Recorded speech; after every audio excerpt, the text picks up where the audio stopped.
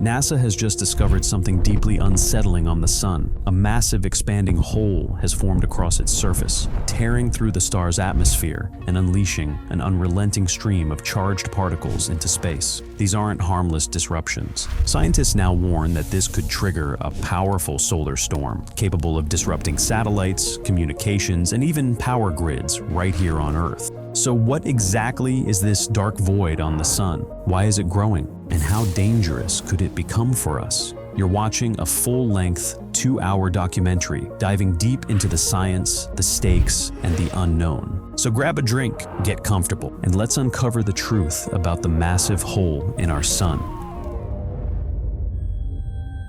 On our planet, the Sun has a profound effect on every aspect of existence.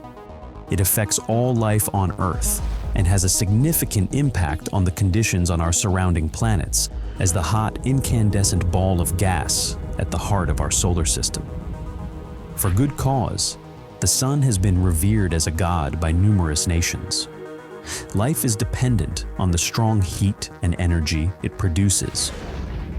However, the Sun also has a lot of secrets, some of which are rather harmful. In fact, a few of them have our scientists seriously concerned. Our planet's surface is continually under attack from dangerous levels of UV radiation emitted by the Sun, in part because of the loss of ozone in our atmosphere. This has some positive aspects, but it also has some risky negative ones. Numerous issues such as skin cancer, early aging, cataracts, and even a weakened immune system in people are caused by UV radiation. But what's even more alarming is that skin cancer rates have risen over the past 30 years as a result of ozone depletion, and some researchers fear that this trend will continue. A coronal hole is a hole in the Sun that, while being called a hole, is nothing to be alarmed by. This is due to the coronal hole's frequent appearance, which happens when the magnetic field of the Sun opens and spews material from the corona. Actually, they are just areas of the Sun that are burning less plasma and appear darker because they are not actually holes. The big coronal hole may have an effect on Earth, since it may trigger geomagnetic storms in the planet's magnetosphere. Millions of protons and electrons are present in the plasma that is emitted from the Sun's outermost layer. The Earth is the target of these solar ejections. Anywhere on the Sun could develop a coronal hole at any time. In the Sun's 11-year cycle, they are more prevalent in the years surrounding the solar minimum and typically take the form of black regions on its surface. They are actually composed of open, unipolar magnetic fields, but they appear darker because they are cooler.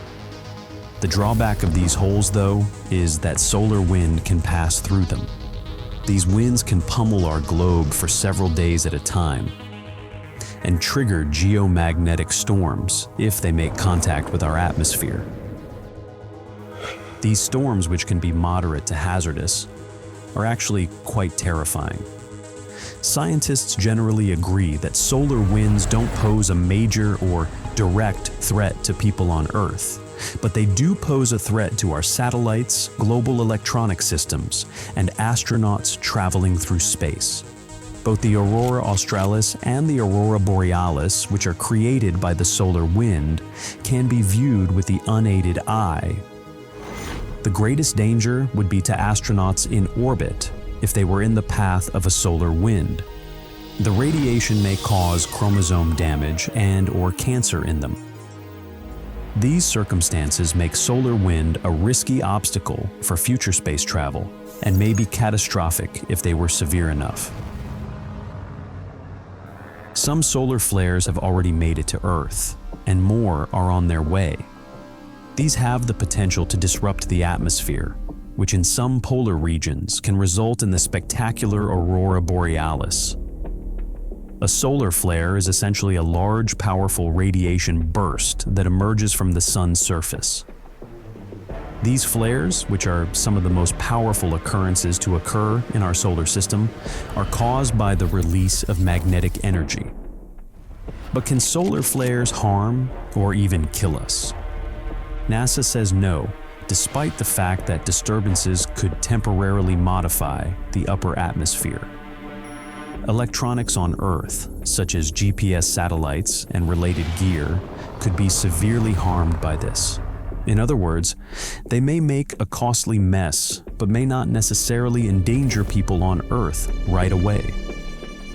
Large clouds of plasma blast outward from the sun as a result of solar explosions known as coronal mass ejections, or CMEs.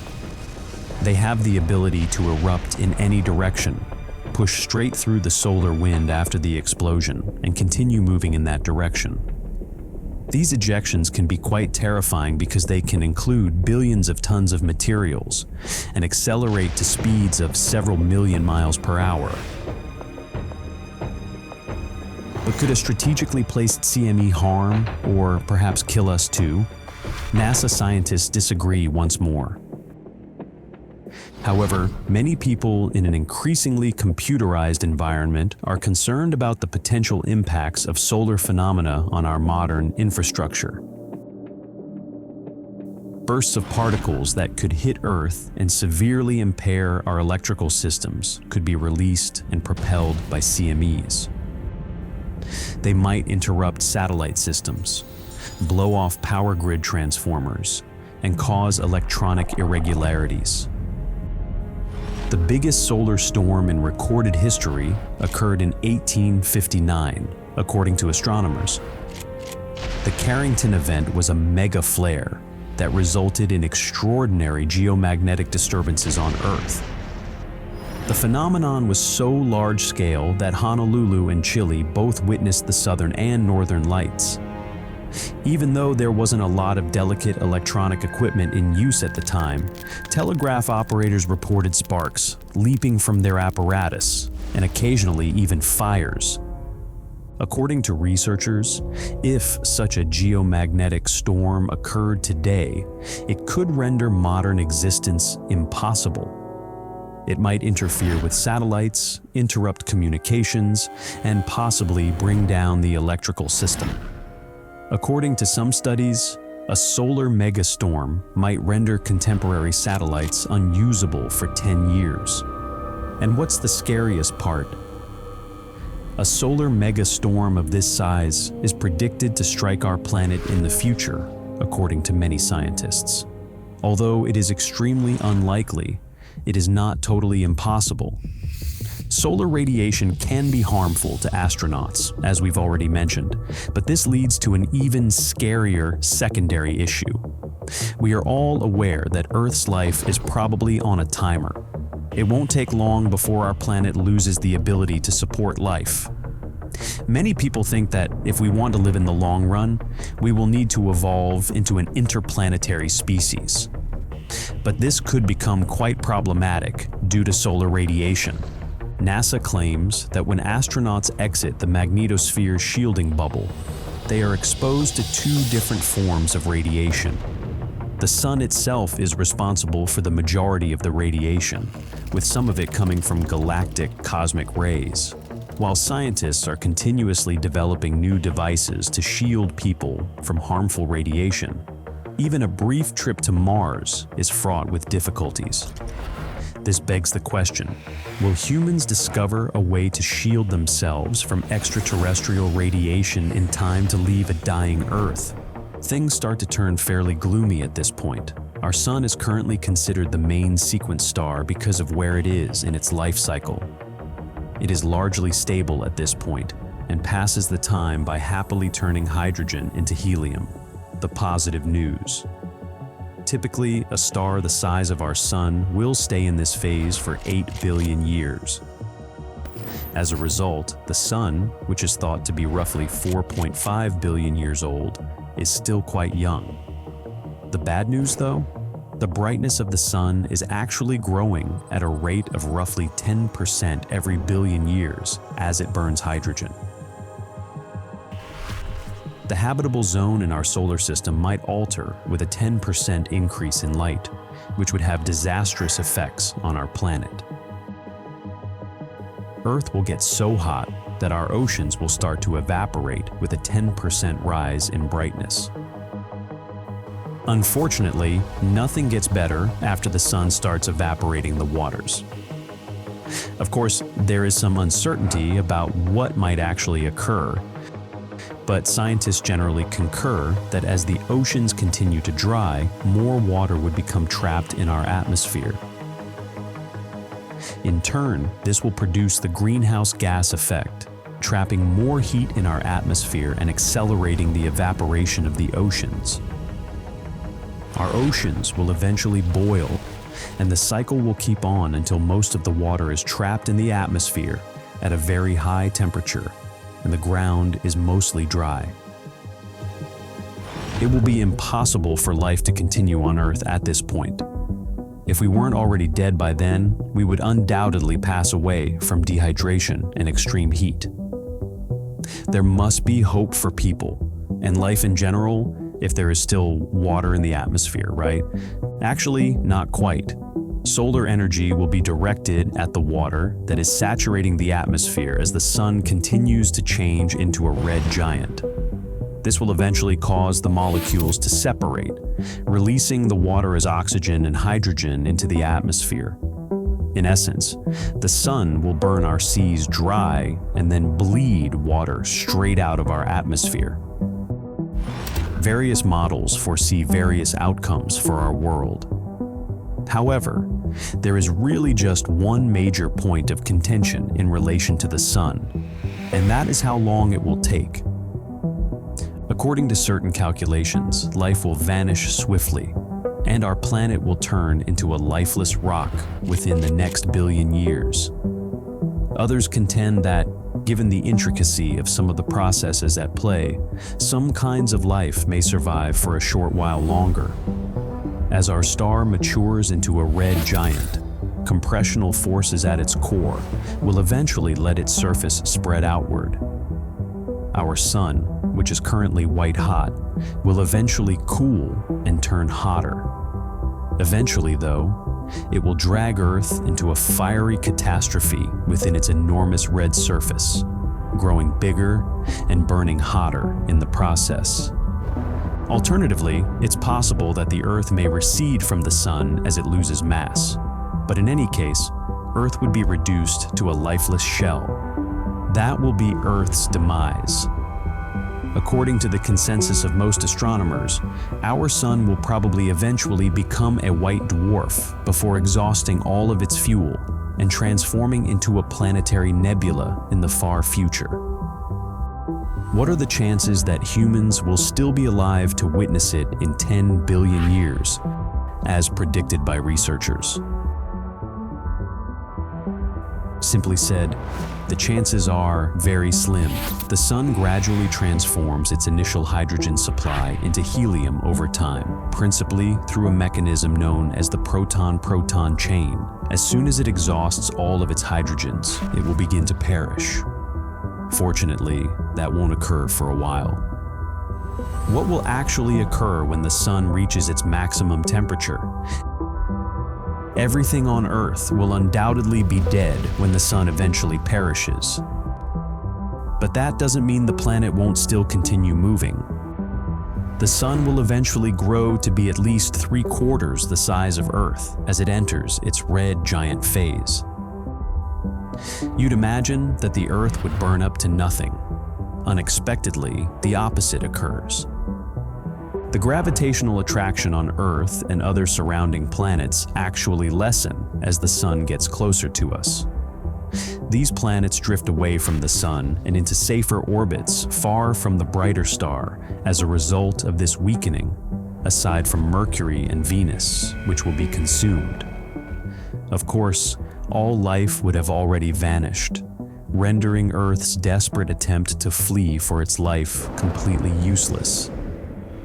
By the time the sun transforms into a red giant, life on Earth would already be extinct, but that doesn't mean it won't appear somewhere else. Both Jupiter and Saturn are massive planets with numerous potentially habitable moons. There is now ice on 2 moons, Europa and Ganymede. Although Europe's widely acknowledged underlying ocean may not seem particularly friendly, once the sun grows larger, It will be close enough to perhaps warm the ice and provide an environment conducive to the existence of more familiar-looking types of life. The sun will grow significantly bigger and brighter once it begins to die, as was already mentioned. What about planets and dwarf planets that are freezing far away? This will turn nearby planets into fiery wastelands. Pluto is a prime example. Pluto's current temperature ranges between -233 and -223 degrees Celsius, -387 and -369 degrees Fahrenheit. That is very cold. However, when the sun's edge approaches, it will be able to warm up Pluto and the other icy planets. They will continue to exist as warm reminders of what the solar system once was, even if it is doubtful that life would evolve there, because not all of the conditions are met. This will alter as the sun contracts into a white dwarf. But for the time being, the outer solar system will be able to benefit from some of the sun's warmth. Although life may exist elsewhere, it will not exist on Earth. Unfortunately, if the sun dies, all we've worked for will be lost. It will be far too hot on Earth's surface for life to ever exist. It seems improbable that we would be able to grow food or locate water, even if we invented new anti-heat technology. Everything that is required for survival will vanish. It's strange to imagine that eventually nothing will seem to matter. Every memory we have of our planet will be lost, along with the internet. Because of this, it is merely a wish that life would begin anew somewhere. However, it is extremely doubtful that this life will resemble the human species in any way. Even if they share the same characteristics, it would take billions of years for life to evolve once more to reach our current state. The Sun, a cosmic benchmark. The Sun stands as a point of reference in the vastness of space, a familiar presence whose ordinary appearance belies its unique role. Though it glows steadily at the center of our solar system, it is, by most astronomical standards, an average yellow dwarf star. Neither the largest nor the smallest, neither the hottest nor the coolest. Yet this very ordinariness is what makes the Sun so valuable to scientists. It is the closest star we can examine in detail, and it sets the standard by which we measure and understand stars across the Milky Way. When astronomers seek to compare the features of distant stars, the Sun is their baseline, providing a crucial template for what a life-friendly star can be. One of the Sun's defining features is its remarkable stability. For over 4.6 billion years, it has supplied a steady stream of light and heat, creating the conditions necessary for life to flourish on Earth. This consistency is unusual in a universe where many stars experience dramatic fluctuations or violent outbursts. Stable stars like the Sun are relatively uncommon, and their ability to maintain reliable conditions is a key factor in supporting the evolution of complex life. In contrast, stars that frequently change in brightness or erupt with intense energy make it difficult for any nearby planets to develop or sustain an atmosphere, let alone life. The Sun's longevity further sets it apart. Scientists estimate that it is about halfway through its main sequence phase, with roughly 5 billion years remaining out of a total lifespan of about 10 billion years. This extended period of steady energy output has allowed Earth to maintain stable climates and long-term ecosystems. Larger, more massive stars may burn much brighter, but their lives are brief, sometimes ending after only a few million years in spectacular explosions that obliterate their surroundings. Such short time frames offer little opportunity for planets to cool, develop atmospheres, or nurture life. On the other end, smaller stars can last trillions of years, but their environments present different challenges that we will address later. The Sun's steady behavior stands out when compared to the dramatic activity of many other stars. While it does produce solar flares and occasionally releases huge bursts of solar material, known as coronal mass ejections, these events are generally moderate compared to the intense activity seen elsewhere in the galaxy. For example, some stars, like Proxima Centauri, emit flares hundreds of times more powerful than anything witnessed on our Sun. These violent outbursts can strip away planetary atmospheres, exposing any orbiting worlds to harsh radiation and making it extremely difficult for life to take hold. The Sun's moderation extends to its energy output as well. Over long timescales, its brightness remains remarkably consistent, with only minor variations. This stability is essential for maintaining Earth's climate. Even small changes in solar output could trigger global cooling or warming, pushing ecosystems beyond their limits. The Sun's output provides just the right amount of warmth to keep water in liquid form on Earth's surface, which is fundamental for life as we know it. When we look beyond our solar system, the Sun's characteristics become even more significant.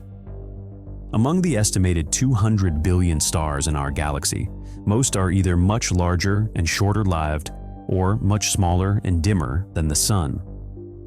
Massive blue giants may outshine the Sun by orders of magnitude, but their brilliance comes at the cost of stability and longevity. These stars often end their lives in violent supernovae, destroying any planets in their vicinity. In contrast, the smallest stars, red dwarfs, can persist for trillions of years, but their low energy output and frequent flaring present their own obstacles. The Sun occupies a rare middle ground. It is neither too massive nor too faint, and its distance from Earth allows just the right amount of energy to reach our planet. This balance enables photosynthesis, supports a breathable atmosphere, and maintains a climate where complex life can evolve. If the Sun were only slightly larger, Earth might have become a scorched wasteland like Venus. If it were smaller and cooler, our planet could have ended up frozen and barren. To illustrate the Sun's role as a benchmark, consider its relative calm compared to other stars. While the Sun does experience cycles of magnetic activity and releases solar wind, these effects are moderate. Planets like Earth benefit from a protective atmosphere and magnetic field, shielding them from harmful radiation. In contrast, stars with more intense magnetic activity can unleash powerful flares that strip away planetary protection. For instance, Proxima Centauri, our nearest stellar neighbor and a red dwarf, has been observed producing flares so powerful that they could erode the atmospheres of nearby planets in a matter of years. The Sun's consistent energy and moderate activity have allowed Earth to remain habitable for billions of years. This combination of factors, stability, longevity, and balanced output, makes the Sun an exceptional example among stars. Although it appears as just another bright point in the sky, its steady presence has quietly supported the rise of life, from simple organisms to complex ecosystems. When comparing the Sun to other types of stars, its unique position becomes clear. Blue giants may burn with extraordinary intensity, but their lives are fleeting and tumultuous. They consume their nuclear fuel quickly and end in explosive deaths, leaving little time for life to gain a foothold. Red dwarfs, on the other hand, offer incredible longevity, but their lower energy output and frequent, violent flares create unpredictable environments. Planets orbiting red dwarfs must huddle close to their stars to stay warm, placing them directly in the path of intense stellar activity. This contrast highlights the Sun's value as a cosmic benchmark. Its steady, moderate nature provides the best conditions for life among the range of stellar possibilities. While not the most dramatic or eye-catching, the Sun's reliability is its defining strength. As astronomers continue to search for life beyond our solar system, they often look for stars that share the Sun's qualities. The hope is that planets orbiting similar stars might also enjoy stable climates and the long, uninterrupted periods necessary for life to emerge and evolve.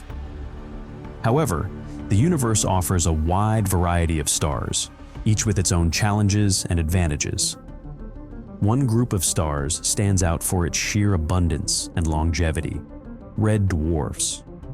These small, cool stars make up the majority of the galaxy's stellar population and can shine for trillions of years. Yet, their environments are far from peaceful. The very qualities that make red dwarfs intriguing, long lives and constant energy, also come with a hidden cost. Their frequent, powerful flares can create hazardous conditions for any nearby planets. Understanding how these common stars compare to the Sun helps scientists narrow the search for habitable worlds. By studying the extremes of stellar behavior, from the calm of our Sun to the chaos of red dwarfs, astronomers hope to uncover the best places in the galaxy for life to take root.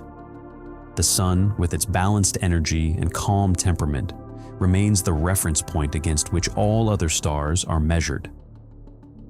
As we turn our focus to red dwarfs, we'll see how their long lives and unpredictable nature create a very different environment, one that poses new questions about the chances for life elsewhere in the galaxy. Red dwarfs. Long lives, chaotic temperaments. Red dwarfs illustrate a different side of stellar life. These stars are small, cool, and long-lived, making up about 75% of all Milky Way stars. Their unremarkable size and faint glow might suggest they are simple and stable, but their behavior is far from straightforward.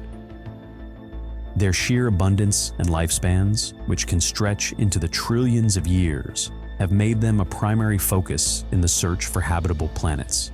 Yet, the environments they create are shaped by a mix of stability and sudden chaos. Unlike the Sun, red dwarfs possess much less mass, ranging from about 7.5% to 50% of the Sun's mass. Their energy output is also dramatically lower. Many red dwarfs emit less than 1,000th the light of the Sun, which means any planet hoping to be warm enough for liquid water must orbit at a much closer distance, often less than 1/20th the Earth-Sun separation. This proximity places planets deep within their star's gravitational and magnetic influence, exposing them to conditions that are both unique and challenging. One of the most significant challenges is the frequent and intense flare activity. Red dwarfs are known for their unpredictable outbursts, releasing sudden bursts of radiation and charged particles. These stellar flares can be up to 1,000 times more powerful than the strongest flares from our own Sun. Could planets baked by these punishing flares still host life? This question shapes much of the scientific debate around the habitability of worlds orbiting red dwarfs. A well-known example is Proxima Centauri, the closest red dwarf to our solar system.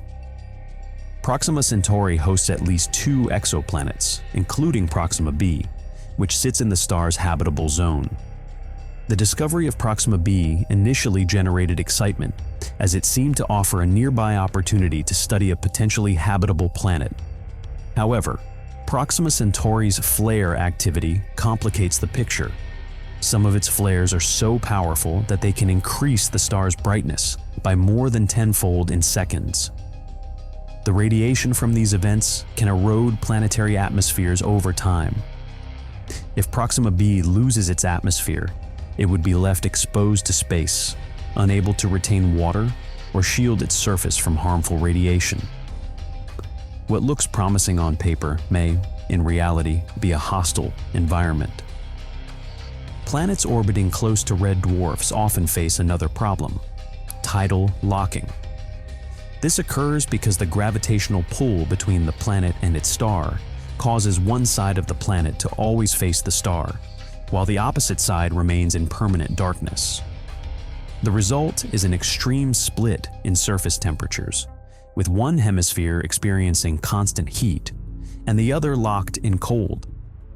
The habitable surface area is extremely limited, making it difficult for complex ecosystems to develop or for climates to remain stable over time. Despite these difficulties, the potential for life around red dwarfs is not entirely ruled out. The immense lifespan of these stars means that, if a planet can retain its atmosphere and shield itself from radiation, it could have far more time for life to evolve than on a planet orbiting a star like the Sun. Scientists believe that a strong planetary magnetic field might help protect against flare-driven atmospheric loss. In addition, a thick atmosphere could help redistribute heat, reducing the temperature extremes caused by tidal locking. Research into extremophiles on Earth offers some clues about what life around red dwarfs might look like. On our planet, certain microbes survive in environments with high radiation, extreme cold, or intense heat. These organisms suggest that life, if it exists on planets orbiting red dwarfs, might be highly specialized, capable of surviving bursts of radiation or adapting to permanent day or night. The possibility remains that microbial life could develop defenses or repair mechanisms to cope with the harsh conditions. Red dwarfs also offer practical advantages for astronomers searching for exoplanets. Because these stars are dim, the transit of a planet across their face causes a more noticeable dip in brightness, making it easier to detect small rocky worlds. The TRAPPIST-1 system is a prominent example. Located about 40 light-years away, this red dwarf hosts 7 Earth-sized planets, 3 of which are believed to be in the habitable zone. While these planets face the same issues of flare activity and tidal locking, their discovery has fueled interest in the study of red dwarfs and their planetary systems. The debate about red dwarfs centers on a fundamental paradox.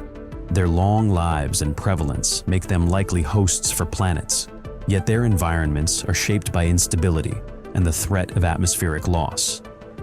Some scientists argue that, over time, flare activity may decrease as red dwarfs age, potentially creating longer periods of relative calm.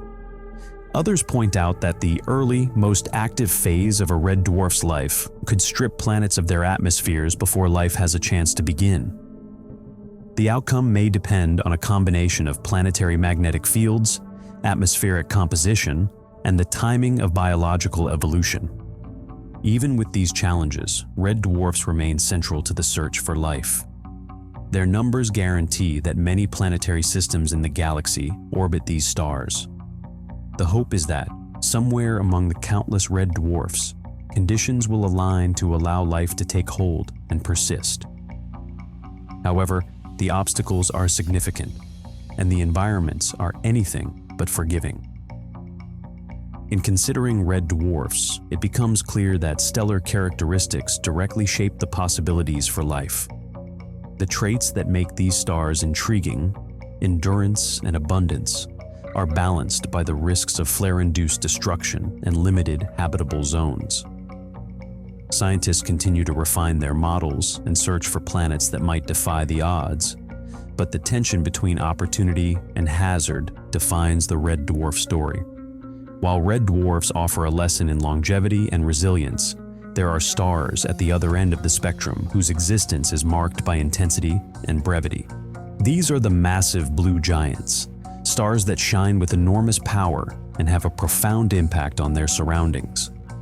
Their lives and deaths unfold on a different scale, shaping the galaxy in ways that are both dramatic and far-reaching. The titans of the cosmos, massive blue giants. Imagine a star so bright it outshines a million suns. Massive blue giants are among the most extraordinary objects in the universe, both for their sheer size and the staggering amount of energy they emit. These stars, sometimes called the titans of the cosmos, can be up to around 50 times the mass of our sun and burn with an intensity that dominates their surroundings. Their blue-white glow is a signature of their extreme temperatures and rapid energy production. In regions of space where blue giants reside, their overwhelming luminosity makes them stand out as cosmic beacons, visible across great distances. Blue giants are powerhouses, but their brilliance comes with a cost. Unlike the sun's long, steady life, blue giants live fast and die young. Their lifespans are measured in just a few million years, a fleeting moment on cosmic timescales. The reason for this lies in their immense mass. The more massive a star, the more pressure it exerts on its core, which drives nuclear fusion at a furious pace. Hydrogen fuses into helium at rates that produce vast amounts of energy, but this rapid fusion quickly exhausts the star's nuclear fuel. As a result, blue giants burn through their reserves far faster than smaller stars. The surfaces of blue giants are thousands of degrees hotter than the sun, emitting intense ultraviolet and visible light. This high energy output not only makes them some of the brightest objects in the night sky, but also has profound effects on their surroundings. For example, the radiation from a blue giant can ionize nearby gas clouds, causing them to glow and sometimes triggering the formation of new stars. The powerful stellar winds from these stars, streams of charged particles, sweep through space, shaping the interstellar medium and influencing the evolution of neighboring systems. Despite their impressive energy, blue giants are inherently unstable. Their huge mass and rapid fusion create a delicate balance between gravity pulling inward and the outward pressure from fusion. When the star runs out of hydrogen in its core, this balance is disrupted. The core contracts under gravity and heats up, sparking fusion of heavier elements like carbon and oxygen. This stage is brief and increasingly unstable. Eventually, the core can no longer support itself, and the star undergoes a dramatic collapse. This collapse results in a supernova, which is one of the most powerful explosions in the universe. In a matter of seconds, the outer layers of the star are blasted into space, releasing more energy than the sun will emit in its entire lifetime. The core may become a neutron star, or if the original star was massive enough, collapse further into a black hole. The supernova event itself can briefly outshine an entire galaxy. For any planets orbiting a blue giant, this environment is hostile from the start. The intense radiation bombards nearby worlds with ultraviolet and X-rays, stripping away atmospheres and breaking apart organic molecules. Even before the supernova, conditions are extreme. The short lifespan of a blue giant means there is little time for planets to cool, form stable climates, or develop the complex chemistry needed for life.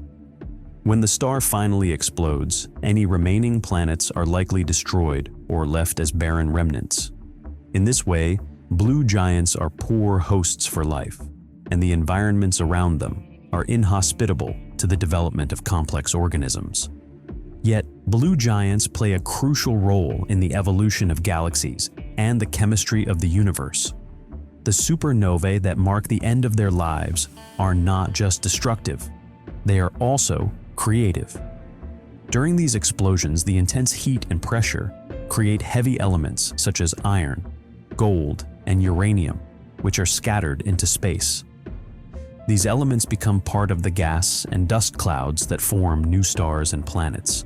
The iron in human blood and the calcium in bones originated in the hearts of massive stars that ended their lives in supernovae billions of years ago.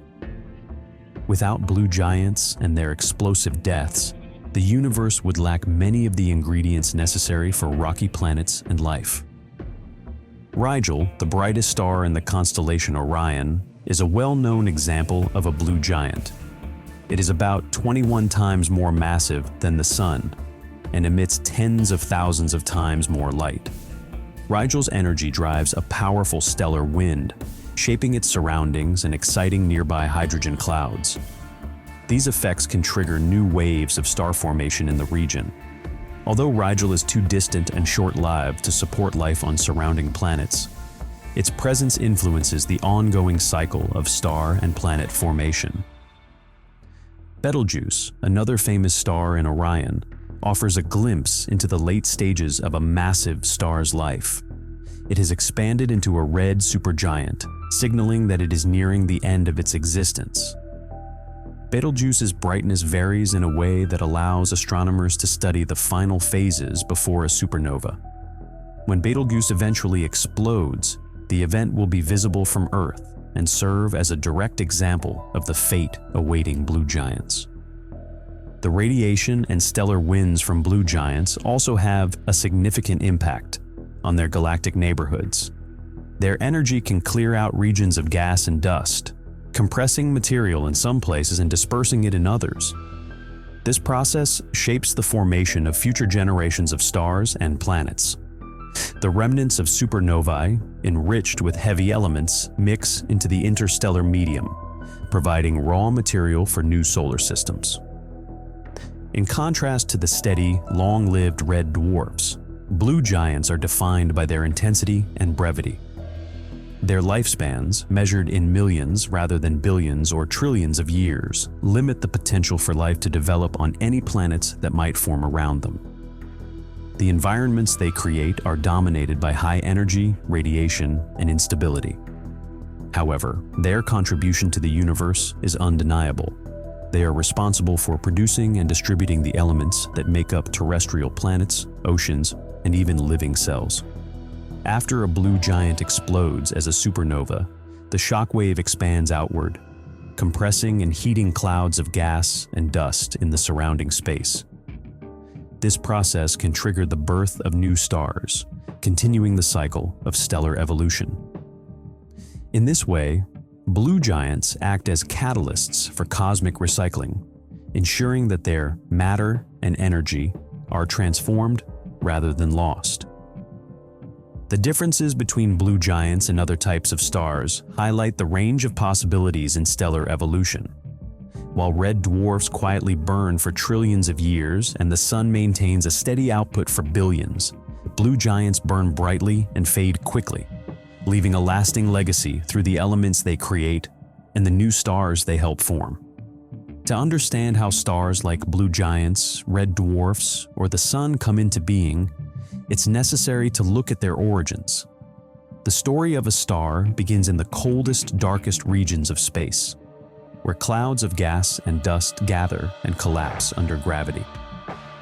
These stellar nurseries set the stage for everything that follows, from a star's size and lifespan to its potential for hosting planets. The chaotic and competitive environment of these birthplaces determines a star's future, shaping its impact on the galaxy and the possibility for life around it. Stellar nurseries, where stars are born. In the coldest, darkest reaches of space, giant clouds of gas and dust serve as the universe's primary star factories. Astronomers call these regions molecular clouds, and they can stretch for hundreds of light years, holding enough material to create thousands or even millions of stars. Though they often appear empty or lifeless, these clouds are the starting point for the birth of stars, places where gravity gradually pulls scattered particles together, setting the stage for the formation of entirely new objects. The process of star formation typically begins when something disturbs the delicate balance inside a molecular cloud. A nearby supernova explosion or the gravitational tug from a passing star can compress certain regions, causing parts of the cloud to collapse under their own gravity. As the gas and dust condense, the temperature in the core rises. Eventually, this heating produces the conditions necessary for nuclear fusion to ignite. But the journey from scattered particles to a shining star involves many steps and competing forces. Within these clouds, gravity gathers material into dense knots called protostars, the earliest stage in a star's life. These protostars grow by drawing in more gas and dust from their surroundings. As they accumulate mass, they also develop surrounding disks of dust, the seeds of future planets. Not every protostar manages to collect the same amount of material. Some become massive, while others remain relatively small. The amount of matter a protostar gathers determines the kind of star it will become, whether a faint red dwarf, a sun-like star, or a bright blue giant. The mass a protostar acquires shapes its entire future. A small protostar that barely gains enough mass to start fusion will likely become a red dwarf, dim, cool, and capable of burning for trillions of years. If a protostar accumulates much more material, it can become a massive star, burning hot and bright but living only a few million years. The Orion Nebula offers a clear window into these early stages. Located about 1,300 light-years from Earth, it is one of the most active and well-studied stellar nurseries. To the naked eye, it appears as a faint smudge in Orion's sword, but telescopes reveal a complex structure of glowing gas, bright young stars, and dark filaments. But what does this cosmic cradle tell us about finding life elsewhere? Inside the Orion Nebula and similar regions, protostars compete for available material. The more gas and dust a protostar can pull in, the larger and hotter it will become. At the same time, turbulence in the cloud and magnetic fields threading through the gas influence how and where material clumps together. These factors, combined with gravity, create unpredictable patterns of starbirth, sometimes favoring the formation of clusters of massive stars, other times resulting in many small stars scattered throughout the region. In many cases, the formation of one massive star can disrupt the surrounding cloud, halting the birth of new stars nearby while triggering collapse in more distant pockets. The environment inside a stellar nursery is not only shaped by physical forces, but also by chemistry. High-energy cosmic radiation from nearby stars or supernovae alters the makeup of the gas and dust, breaking apart simple molecules and allowing new, more complex ones to form. Over time, these reactions can produce organic compounds, including some that are considered the building blocks of life. In the Orion Nebula, astronomers have detected a variety of organic chemicals, suggesting that the conditions needed for planet and life formation begin long before a star fully ignites. As protostars grow, they heat the surrounding material, causing it to glow and sometimes driving powerful outflows of gas. These outflows can clear away the remaining dust and gas, making the young stars visible for the first time. The leftover material in the disk around each new star can eventually clump together to form planets, moons, and asteroids. The distribution of this material and the level of turbulence and radiation in the nursery affect the types of planets that may eventually form. For example, a calm environment with plenty of material may allow for the formation of large, stable planetary systems. In contrast, a more chaotic or radiation-filled environment can disrupt planet formation or strip away volatile compounds like water. The fate of planets and potential life is closely linked to the conditions in these early environments. Stars that form in dense clusters may face intense radiation from their neighbors, which can erode planetary atmospheres or prevent certain molecules from forming. Stars born in more isolated regions may have a better chance of developing stable planetary systems, but they might lack the heavy elements needed to form rocky planets. The balance of forces in a stellar nursery, from gravity and turbulence to radiation and magnetic fields, determines not just the fate of stars, but also the potential for planets and, by extension, life. Over time, the energy released by young stars begins to push back against the surrounding cloud. Ultraviolet radiation and stellar winds carve out cavities, dispersing the leftover gas and dust. This process halts further star formation in the immediate area, but spreads enriched material throughout the region. The elements created in previous generations of stars, carbon, oxygen, iron, are recycled into new clouds, ensuring that future generations of stars and planets have the ingredients needed for complexity. The Orion Nebula is just one example of this ongoing cycle. Its bright stars illuminate the gas and dust, creating a striking visual display. But beneath that beauty lies a process that has shaped the galaxy for billions of years. The stars born in these nurseries will go on to influence their surroundings, whether by nurturing planets with steady light or by ending their lives in explosions that seed the cosmos with heavy elements. The conditions in these early environments leave a lasting mark, determining not only the size and type of stars, but also the likelihood of planets forming and surviving. The story of stellar nurseries highlights the importance of initial conditions. A star's mass, its chemical environment, and the presence of nearby stars all play roles in shaping its future. Even the possibility of life on planets orbiting these stars depends on the balance struck during the earliest stages of formation. The seeds of future solar systems are planted in these clouds, and the outcome of each star's birth ripples outward, affecting the evolution of galaxies and the potential for life across the universe. As stars emerge from these nurseries and settle into stable patterns of fusion, their influence on the surrounding environment changes. The radiation they emit, the winds they produce, and the elements they release all contribute to shaping new generations of stars and planets.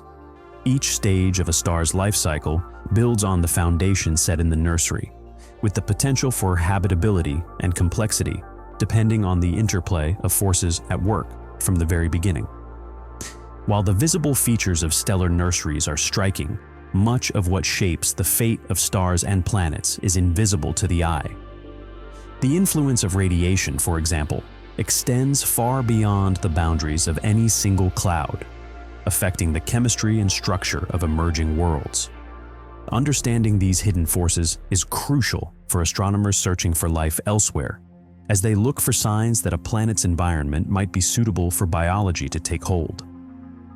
The environments that give rise to stars and planets are shaped by a combination of visible and invisible factors.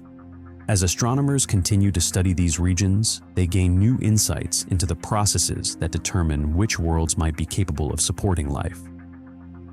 The story of star birth is just the beginning.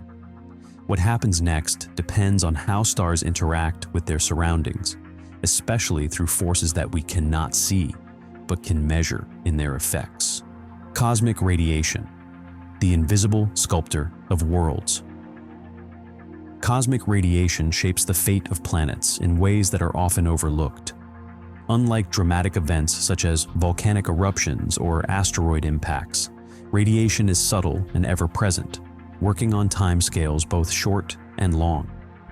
This invisible energy, produced by stars, supernovae, and even black holes, is a constant in the universe. While many people associate radiation with danger, it is also a quiet driver of chemical change. It influences planetary atmospheres, surface chemistry, and even the potential for life to arise. In our search for life, we must weigh a star's radiation like Goldilocks, just enough to spark chemistry, not so much to sterilize worlds.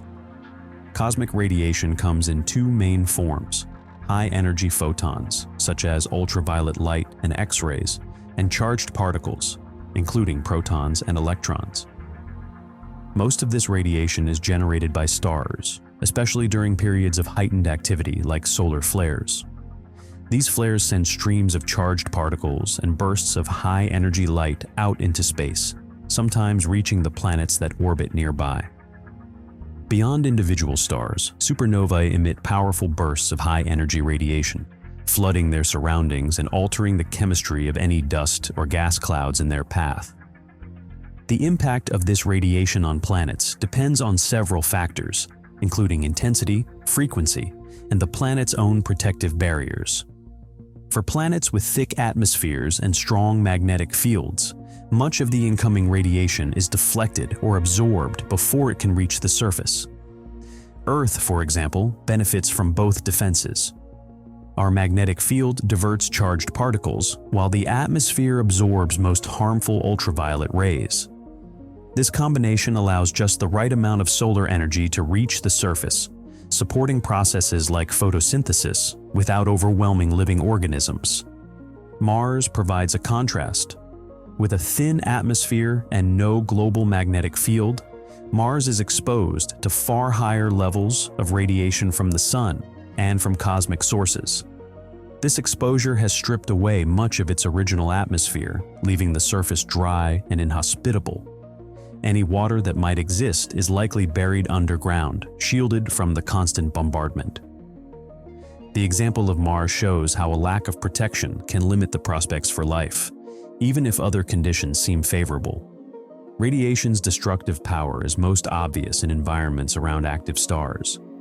Red dwarfs, for instance, emit frequent and intense flares. Planets orbiting close to these stars are exposed to sudden surges of high-energy radiation. Over time, this can erode atmospheres, destroy organic molecules, and sterilize surfaces. Proxima Centauri is a well-known example. Its planet, Proxima b, sits in the habitable zone, but faces repeated blasts of radiation. Without a strong magnetic field or thick atmosphere, any surface life would struggle to survive. The planet's ability to retain water or other volatile compounds is also in doubt due to these relentless flares.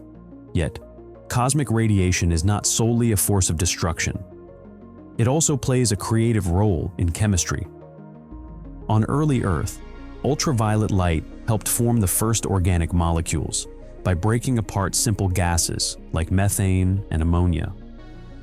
These reactions produced more complex compounds, some of which became the building blocks for life. And similar processes are thought to occur on other planets, where radiation can drive the formation of prebiotic molecules in the atmosphere or on the surface. The dual nature of radiation, both as a threat and as a catalyst, means that its presence is essential for the emergence of life, but only within certain limits. Finding this balance is challenging. Too much radiation, and a planet's surface becomes hostile to life, with atmospheres eroding and organic molecules destroyed faster than they can form. Too little, and the chemistry needed for life may never get started. Different types of stars provide different radiation environments. Blue giants produce overwhelming amounts of ultraviolet and X-ray radiation, making any nearby planets uninhabitable. Red dwarfs, while less luminous overall, create unpredictable and intense bursts that can be just as damaging in the long run. Sun-like stars tend to offer more stable and moderate levels of radiation, creating conditions that allow life to adapt and evolve over time. The ability of a planet to shield itself from radiation is a critical factor in its habitability. Earth's magnetic field is generated by the motion of molten iron in its core, creating a protective bubble that extends far into space. This field deflects most charged particles from the solar wind, preventing them from stripping away the atmosphere. The ozone layer, a feature of Earth's atmosphere, absorbs much of the sun's ultraviolet light, adding another layer of protection. Planets that lack these features, like Mars, are left vulnerable. The loss of atmospheric gases over time can turn a once habitable world into a barren landscape. Radiation also plays a role in how astronomers study distant planets. The transit method, a primary technique for discovering exoplanets, relies on detecting small dips in a star's brightness as a planet passes in front. When starlight filters through a planet's atmosphere, certain wavelengths are absorbed by different gases, leaving behind a pattern known as an absorption spectrum. By analyzing these patterns, scientists can identify the presence of molecules like oxygen, methane, or water vapor. These signatures provide clues about the planet's atmosphere, and in some cases, about potential biological activity. As researchers search for life beyond our solar system, they increasingly consider radiation as a key factor in habitability. It is not enough for a planet to be in the right place for liquid water. It must also have the right level of radiation. A planet in the habitable zone of a flare-active star may receive so much radiation that life cannot persist, while a planet outside the traditional habitable zone might still support life if it has a dense atmosphere to trap heat and shield against harmful rays. This broader view has changed how scientists prioritize which exoplanets to study in detail. Radiation is also a concern for human space exploration. Astronauts on the International Space Station experience higher radiation levels than those on Earth, and missions to the Moon or Mars will face even greater exposure. Prolonged contact with cosmic rays and solar particles can damage DNA, suppress the immune system, and increase cancer risk. Developing effective shielding and protective technologies is essential for the future of human exploration and any plans for long-term settlement on other worlds. Ultimately, cosmic radiation is both a challenge and an opportunity. It can destroy atmospheres and sterilize planets, but it can also drive the chemistry that makes life possible. The balance between these effects depends on the type of star, the characteristics of the planet, and the presence of protective features like magnetic fields and thick atmospheres. In our search for life, understanding this balance is crucial. Too much radiation can erase the potential for biology, while the right amount can ignite the reactions needed for life to begin. Every star, from the smallest red dwarf to the most massive blue giant, leaves a unique radiation fingerprint on its planets. By studying these patterns, astronomers refine their understanding of where life might exist and how it could arise under different conditions. The presence and intensity of radiation help define the boundary between worlds that are merely planets and those that might become homes for life. As scientists continue to explore the universe, the role of cosmic radiation remains central to their investigations. It shapes the chemistry of atmospheres, influences the evolution of planetary surfaces, and determines the limits of habitability. The challenge is to find the environments where radiation is balanced, enough to foster complexity, but not so much that it prevents life from taking hold. This delicate balance sets the stage for the next step in evaluating planetary habitability. While radiation is a key ingredient, it works alongside other factors, such as a planet's distance from its star, the star's stability, and the presence of water. Together, these elements form the equation that scientists use to judge the potential for life elsewhere in the universe. The habitability equation: stability versus chaos. When scientists consider which worlds might support life, they focus on a careful balance between stability and chaos. The concept at the center of this search is often called the habitability equation. It starts with the habitable zone, the region around a star where a planet could keep liquid water at its surface. This area is sometimes described as the cosmic sweet spot. Too close to the star, and heat strips away moisture, as we see on Venus. Too far, and water freezes, as it does on Mars. Both Venus and Mars sit near the edges of the Sun's habitable zone. Venus scorched by a runaway greenhouse effect. Mars cold and unable to hold onto a thick, protective atmosphere. These two planets help illustrate how delicate the balance is, even within our own solar system. But distance from a star is only the first factor. The type and behavior of the star itself are just as important. Not all stars are equally suited to hosting habitable planets. The Sun, for example, is a relatively stable, long-lived star. Its steady output of light and heat has allowed Earth to sustain oceans, an atmosphere, and life for billions of years. This kind of consistency is unusual. Many other stars are either too unstable, too short-lived, or too active to offer the same opportunities. Red dwarfs are the most common stars in the galaxy. Their low mass and cool temperatures mean they burn fuel slowly, remaining stable for trillions of years. Their habitable zones are much closer in, which allows planets to orbit at a distance where water could stay liquid. However, this proximity brings problems. Red dwarfs often produce intense flares and bursts of radiation. Planets orbiting in the habitable zone are exposed to these outbursts, which can strip away atmospheres and bombard surfaces with harmful energy. Even if a planet orbits at the right distance, the star's unpredictable behavior can make long-term habitability unlikely. In this way, stability is not just about how long a star lives, but also how calmly it behaves. Massive stars, including blue giants, present a different challenge.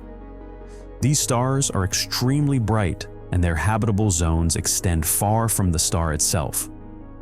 While this might seem promising, blue giants burn through their fuel very quickly.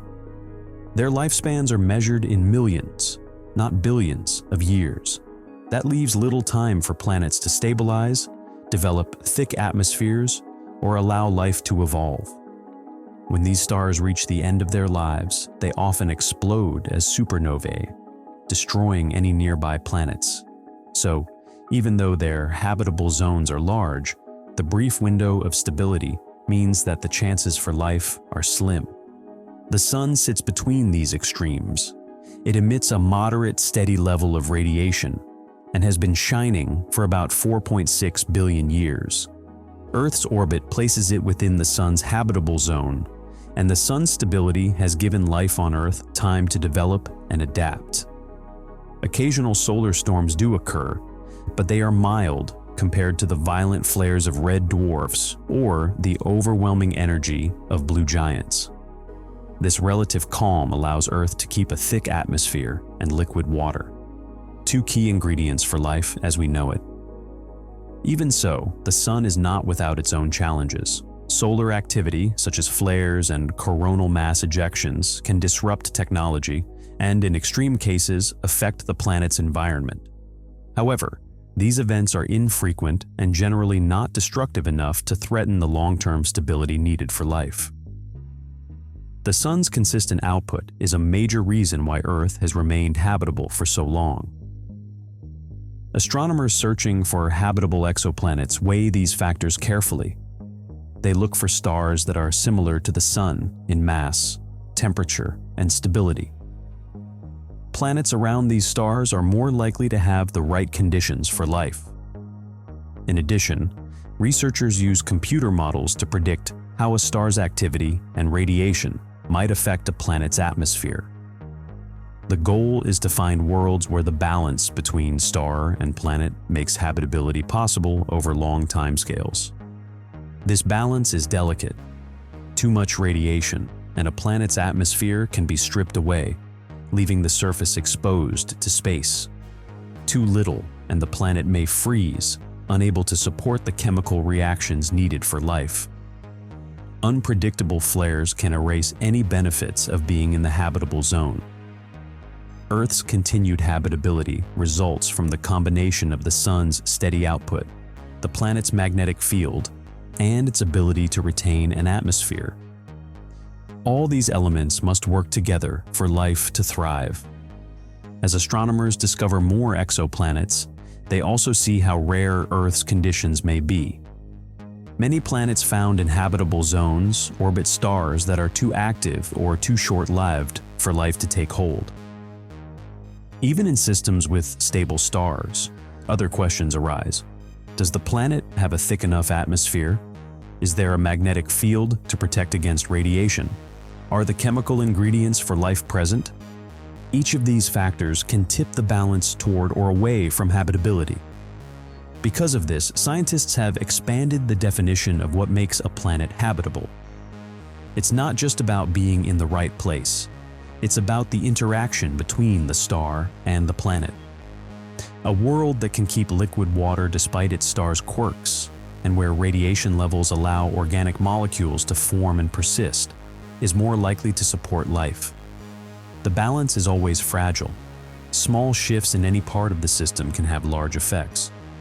For example, both Venus and Mars may have once had water, but changes in atmosphere and solar energy over time pushed them out of habitability. The planet itself must also meet certain standards. A thick atmosphere can shield against radiation and help regulate temperature. A magnetic field protects against charged particles from the star. Without these features, even a planet in the perfect orbit can become barren.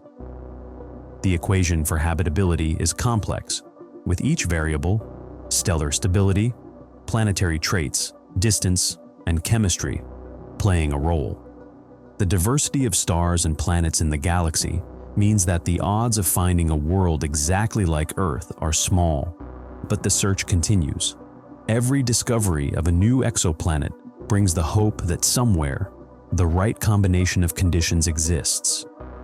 Stars like the Sun provide the best opportunities, but the contrast with red dwarfs and blue giants shows how rare this balance can be. Finding a truly habitable world means threading a narrow path between too much chaos and too much calm. It's also important to remember that stars change over time. As they age, their energy output shifts, and their habitable zones move. For example, the Sun will eventually grow brighter and hotter, pushing the habitable zone outward. Planets that were once in the right place may become too hot or too cold. This ongoing change means that habitability is not fixed. It's a moving target shaped by the life cycle of the star. Understanding how habitability changes as stars evolve is essential for predicting where life might arise and how long it can last. The fate of planets is tied to the fate of their stars. When a star reaches the end of its life, it can either fade away quietly or end in a dramatic explosion. The death of a star doesn't just mark the end of a planetary system. It also sets the stage for new beginnings elsewhere in the galaxy. The transition from stability to chaos as stars age has far-reaching consequences. What happens when a star dies, and how does this process affect everything in its surroundings? The answers reveal the ongoing cycle that connects the life and death of stars to the creation of new worlds and the potential for life beyond our own. The death of stars, cosmic recycling. Stars do not last forever. Their endings, shaped by their mass and type, can be quiet or violent, yet always have far-reaching effects. The process of stellar death is not just a conclusion, but a transformation that recycles a star's material into the raw ingredients for new stars, planets, and possibly life. This constant turnover is a key part of the universe's evolution. Red dwarfs, the smallest and most common stars, have a subtle way of dying. They lack the mass and energy for dramatic ends. Over extremely long timescales, they gradually cool and dim, eventually becoming cold, dark remnants known as black dwarfs. This process is so slow that no black dwarfs are thought to exist yet, given the age of the universe. Red dwarfs' long, steady lifespans offer enormous windows for any life that might emerge on their planets, although their eventual fate is a slow fade into darkness. Stars like our Sun follow a different path. When the hydrogen in their cores runs out, fusion slows and the core contracts. The outer layers expand, turning the star into a red giant. In this phase, the Sun will grow large enough to engulf Mercury and Venus, and possibly scorch Earth. This stage, expected in about 5 billion years, marks a period of instability and increased brightness for the solar system. After the red giant phase, the Sun will shed its outer layers, creating a glowing shell of gas and dust called a planetary nebula. The exposed core becomes a white dwarf, a dense, hot object about the size of Earth, but with much of the Sun's mass. The white dwarf will cool and fade over billions of years. The material expelled during the planetary nebula phase enriches the interstellar medium with elements like carbon and oxygen, which are essential for forming new stars and planets. Massive stars experience a much more dramatic end. When stars far larger than the Sun exhaust their nuclear fuel, their cores collapse rapidly. This collapse triggers a supernova, a powerful explosion that can outshine an entire galaxy for a short time. The shockwave from a supernova propels heavy elements, such as iron, gold, and uranium, out into space. Ever wonder where the iron in your blood came from? It was forged here. The debris from these explosions does more than enrich space with new elements. It can also compress nearby clouds of gas and dust, triggering the birth of new stars and planets. Supernovae are not just spectacular for their brightness. The aftermath can form some of the universe's most extreme objects. If the core left behind after the explosion is between about 1.4 and 3 times the mass of the Sun, it becomes a neutron star. These are incredibly dense, with a mass greater than the Sun packed into a sphere, only a few kilometers wide. Some neutron stars spin rapidly, emitting beams of radiation detectable as pulsars. If the core is even more massive, gravity overwhelms all other forces, and a black hole forms. This region of space has such strong gravity that not even light can escape. While black holes are invisible, their effects on nearby matter, such as the formation of hot, glowing accretion disks, allow astronomers to study them indirectly. The sun's own death will not be as explosive. Its mass is too low to create a supernova, neutron star, or black hole. Instead, the sun will leave behind a white dwarf and a planetary nebula. The material shed during this process, rich in elements formed over billions of years, will drift into the galaxy's interstellar medium. Over time, this matter will become part of new molecular clouds, which may eventually collapse to form new generations of stars and planets. This ongoing process is often called cosmic recycling. Each star takes in hydrogen and helium left over from the Big Bang, fuses them into heavier elements, and returns those elements to the galaxy at the end of its life. The legacy of cosmic recycling is visible everywhere, even on Earth. The calcium in bones, the iron in blood, and the gold in electronics all originated in the cores of stars that died long before the solar system formed. As scientists like Carl Sagan have noted, we are made of star stuff. This is not just poetic language, it is a literal truth. The elements forged in ancient stars are now part of our bodies, our planet, and everything we build. Understanding the death of stars also shapes our view of the future. As astronomers study stellar life cycles, they learn how the environments around stars change over time. This knowledge helps predict when and where habitable conditions might arise or disappear. For example, when the sun becomes a red giant, the inner solar system will become uninhabitable. Some have suggested that moons or planets farther from the sun, such as those orbiting Jupiter or Saturn, could briefly become more temperate as the sun expands. These scenarios remain speculative, but they highlight how the fate of life is tied to the fate of stars. The study of stellar remnants, white dwarfs, neutron stars, supernova remnants, and black holes also reveals the history of the galaxy. By analyzing the composition of old stars and the distribution of heavy elements, astronomers piece together the sequence of star births and deaths that led to the present.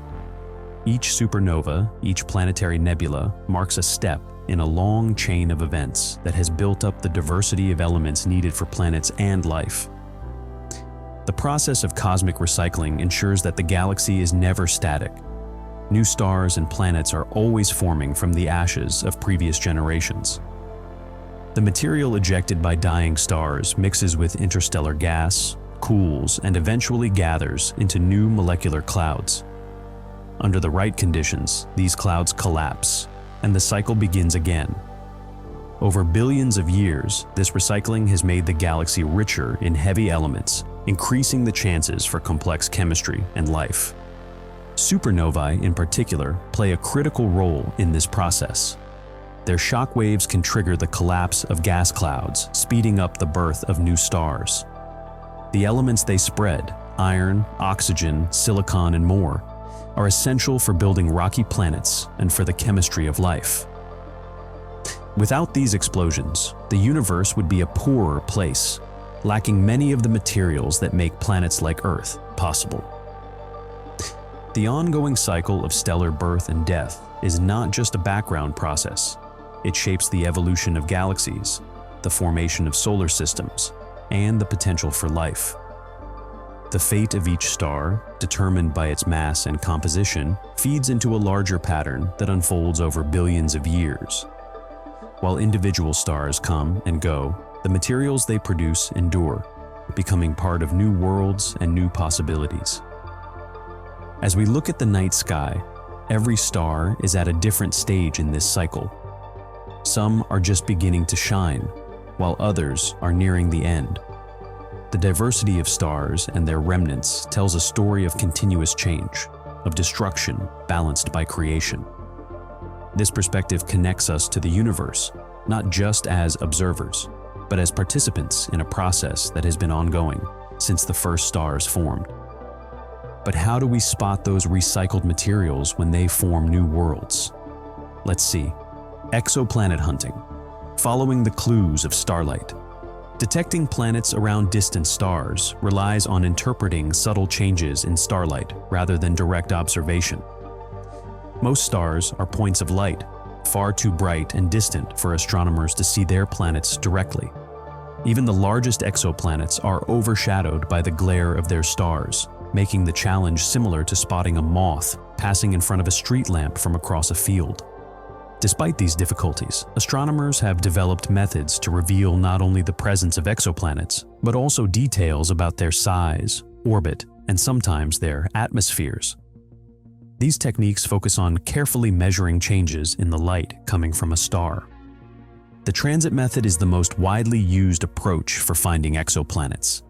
It is based on the principle that when a planet crosses in front of its star, as seen from Earth, it blocks a small portion of the star's light. This causes a brief, slight dip in brightness. By continuously monitoring a star's light, astronomers can detect these tiny, regular dips. Each time a planet passes in front of its star, it produces a dip that forms a repeating pattern called a light curve. The depth of the dip reveals the planet's size, while the time between dips tells scientists how long it takes to orbit its star, and therefore its distance from the star. NASA's Kepler Space Telescope used the transit method to great effect. Over its mission, Kepler observed more than 100,000 stars, searching for these regular dimming patterns. Among its discoveries was Kepler 186f, an Earth-sized planet in the habitable zone of its star. This demonstrated that careful analysis of starlight could identify worlds similar in size to Earth, orbiting at distances where liquid water might exist. Kepler's work expanded the known diversity of planetary systems and showed that small, rocky planets are common in the galaxy. The transit method, however, has its limitations. To detect a transit, the planet's orbit must be aligned so that it passes between its star and Earth. If the orbit is even slightly tilted, astronomers might never see the dip in brightness. Additionally, smaller planets block less light, making their detection more challenging than that of larger gas giants. As a result, the method is most sensitive to large planets in close orbits, and many smaller, potentially habitable worlds remain undetected. Another key technique is the radial velocity method, sometimes called the wobble method. This approach does not rely on changes in brightness, but instead on the gravitational effect a planet has on its star. As a planet orbits, its gravity causes the star to move in a small, repeating motion.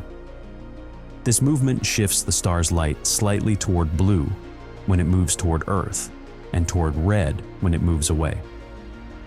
By measuring these shifts in the star's spectrum, astronomers can infer the presence of a planet, estimate its mass, and determine its distance from the star.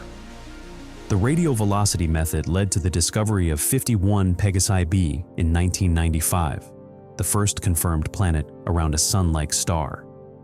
This gas giant, orbiting very close to its star, was unlike anything seen in our solar system. Its detection proved that planets exist around other stars and highlighted the value of indirect methods for finding them.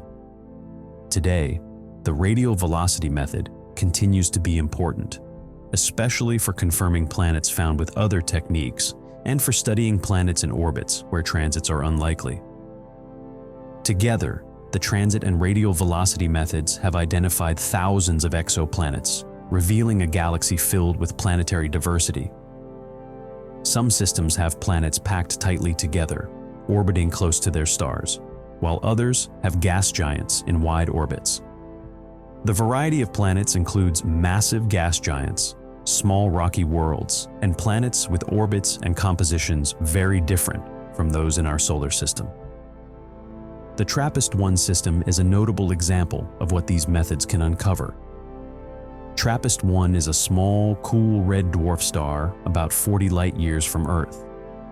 Using the transit method, astronomers discovered 7 Earth-sized planets orbiting this star, 3 of which are in the habitable zone where liquid water could exist.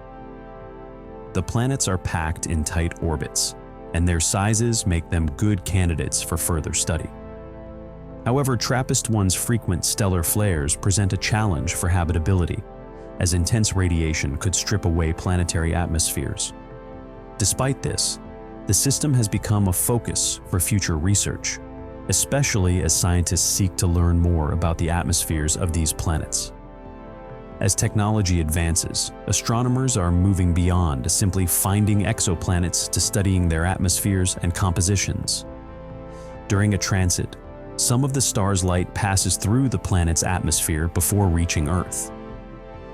Molecules in the atmosphere absorb specific wavelengths of light, leaving characteristic signatures in the spectrum.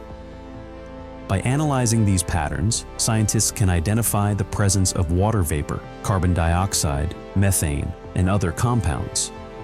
These chemical fingerprints help researchers assess whether a planet might have conditions suitable for life. Proxima b, orbiting the nearest star to the Sun, Proxima Centauri, is an example of the challenges and possibilities in exoplanet research. Discovered through the radial velocity method, Proxima b is a rocky planet in the habitable zone of a red dwarf. Its proximity to a flare-active star raises questions about its ability to retain an atmosphere or support life. Astronomers continue to study Proxima b, looking for signs of a magnetic field or a dense atmosphere that might protect it from harsh radiation. This case shows that finding a planet in the habitable zone is only the first step. Understanding its environment is just as important. Direct imaging is another approach that is beginning to yield results. By blocking the light from a star, astronomers can sometimes capture faint images of planets orbiting nearby. This method works best for young, massive planets far from their stars, and while it is still experimental, it has already produced a handful of important discoveries. Direct imaging provides an opportunity to study planets without relying on alignment or indirect effects, and future improvements may make it possible to image smaller, Earth-like planets. The next generation of space telescopes promises to expand our understanding even further. The James Webb Space Telescope, for example, is designed to observe exoplanets in greater detail, especially their atmospheres. Its advanced instruments will allow astronomers to detect fainter signals and analyze smaller planets, including those in the habitable zones of their stars. Webb's ability to study the chemical composition of exoplanet atmospheres will help scientists search for potential biosignatures, molecules that might indicate biological activity. The study of systems like TRAPPIST-1 is expected to benefit from Webb's capabilities, as it can probe the atmospheres of multiple planets in one system. Despite the progress, challenges remain. Many detected exoplanets are large and close to their stars, making them easier to find, but less likely to be habitable. Detecting Earth-sized planets in wider orbits requires more sensitive instruments and longer observation times. In addition, distinguishing between signals caused by planets and those caused by stellar activity or other sources can be difficult. As methods improve, astronomers are beginning to find smaller and more distant planets, gradually building a more complete picture of planetary systems across the galaxy. Starlight remains the primary tool for exoplanet discovery.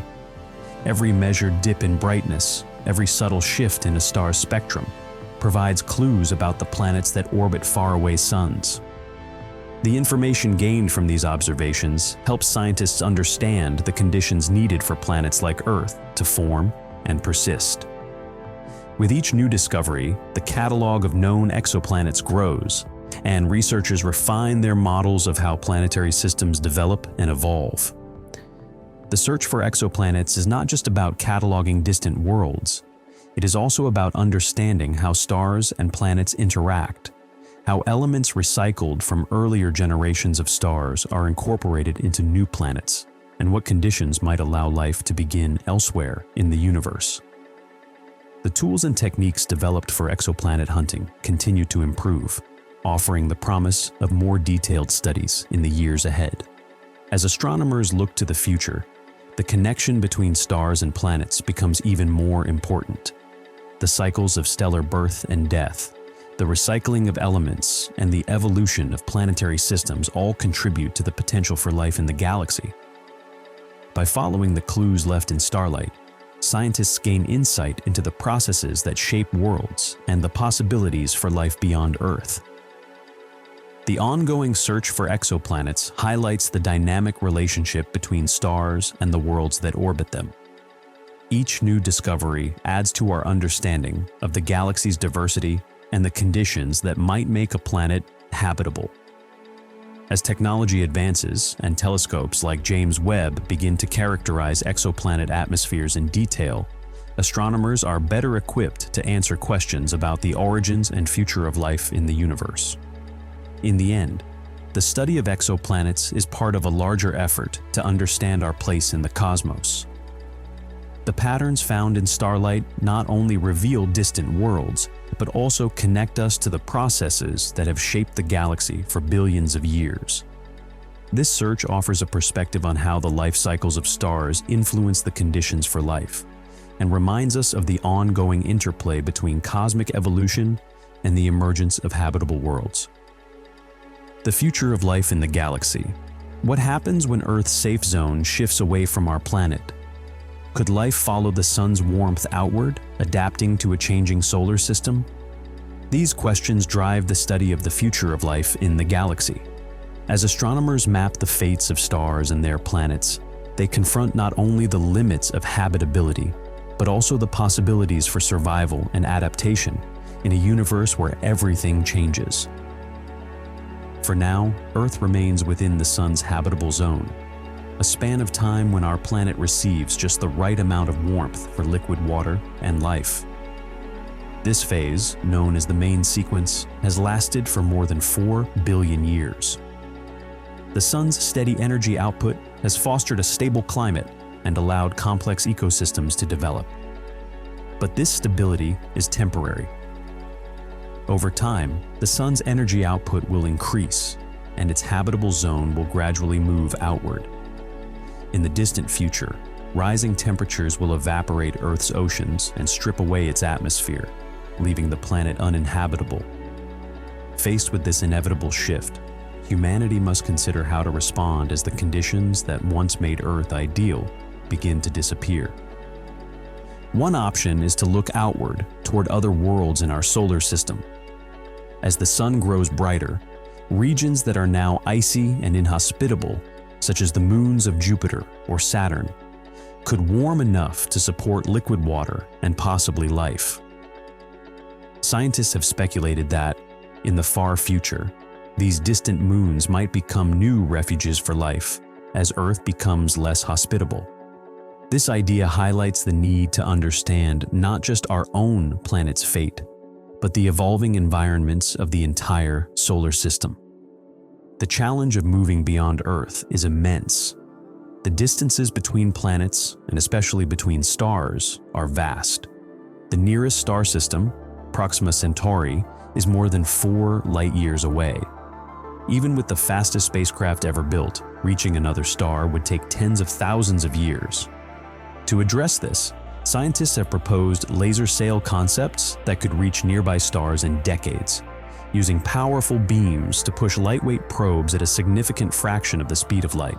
While these missions remain in the planning stages, they represent a step toward exploring other star systems and searching for potentially habitable worlds beyond our own. Cosmic radiation presents another major hurdle for interstellar travelers.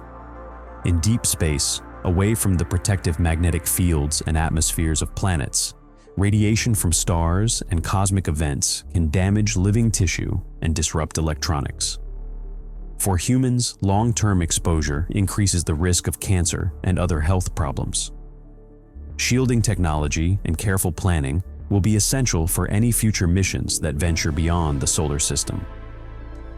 Understanding how stars emit and interact with radiation is critical for designing safe journeys and for predicting which exoplanets might offer natural protection for life. As scientists study the evolution of stars, they gain insight into the shifting boundaries of habitability. The sun's habitable zone, for example, is not fixed. As the sun ages and becomes more luminous, the zone moves outward. Over the next billion years, Earth will slowly exit this zone, and the possibility of life here will diminish. This same process occurs around other stars, with each type of star following its own timeline. Massive stars burn through their fuel quickly, offering only a brief window for life to emerge. Smaller, cooler stars like red dwarfs provide a longer period of stability, but their frequent flares and radiation pose their own challenges. The search for exoplanets, planets orbiting other stars, has expanded our view of where life might exist. Telescopes like James Webb are designed to analyze the atmospheres of distant worlds, searching for the chemical signatures of water, oxygen, and other markers of habitability. By studying planets around a variety of stars, scientists can identify which environments are most likely to support life and how those environments change as stars evolve.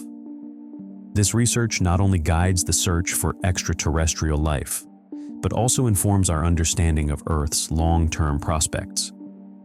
Human curiosity about the stars is deeply connected to the processes that created life on Earth.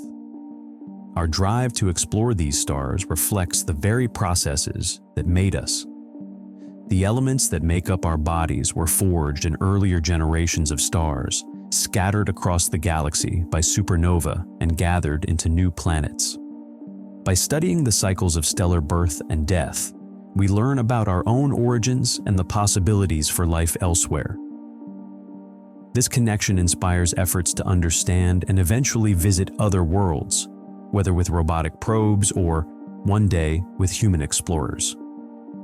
The possibility of finding life elsewhere raises new questions about the future of intelligence and civilization in the galaxy. If life can arise on planets around other stars, how might it adapt to changing conditions? Could advanced civilizations learn to modify their environments or even their stars to extend their existence? Some scientists have speculated about the concept of stellar engineering, building structures to harness a star's energy or altering its evolution to prolong habitability. Ideas such as Dyson spheres, which would capture the full energy output of a star, remain theoretical, but they illustrate the kinds of solutions that might be considered by technologically advanced societies facing the limits of their home worlds.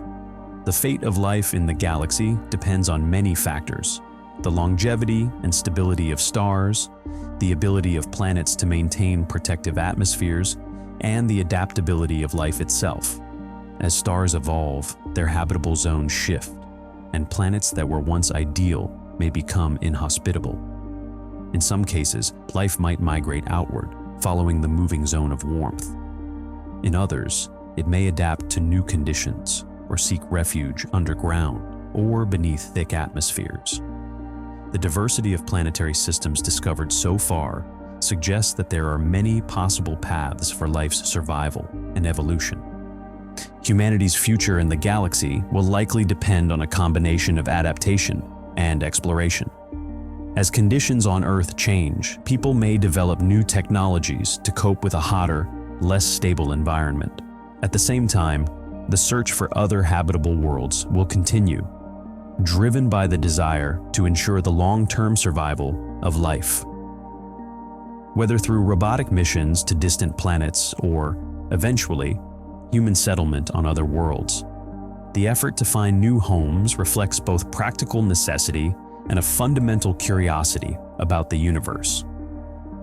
The study of stars and their life cycles provides a framework for understanding these challenges. By learning how stars shape the environments around them, scientists can predict where and when habitable conditions might arise. This knowledge helps prioritize targets for exploration and guides the development of technologies needed to reach and survive in new environments. It also deepens our appreciation for the delicate balance that has allowed life to flourish on Earth for so long. As we look ahead, the questions become more complex. Will humanity find a way to move outward as the sun's habitable zone shifts? Can technology keep pace with the changing needs of a planet in transition? Is it possible to find or create new worlds that offer the same stability and resources as Earth? These questions are not just scientific, they are central to the future of civilization. The answers will depend on our willingness to learn from the stars and to apply that knowledge in creative and practical ways. The fate of life in the galaxy is not fixed. It is shaped by the interplay of cosmic forces, the adaptability of living organisms, and the ingenuity of intelligent beings. While the future holds many uncertainties, the ongoing study of stars and planets offers a path forward.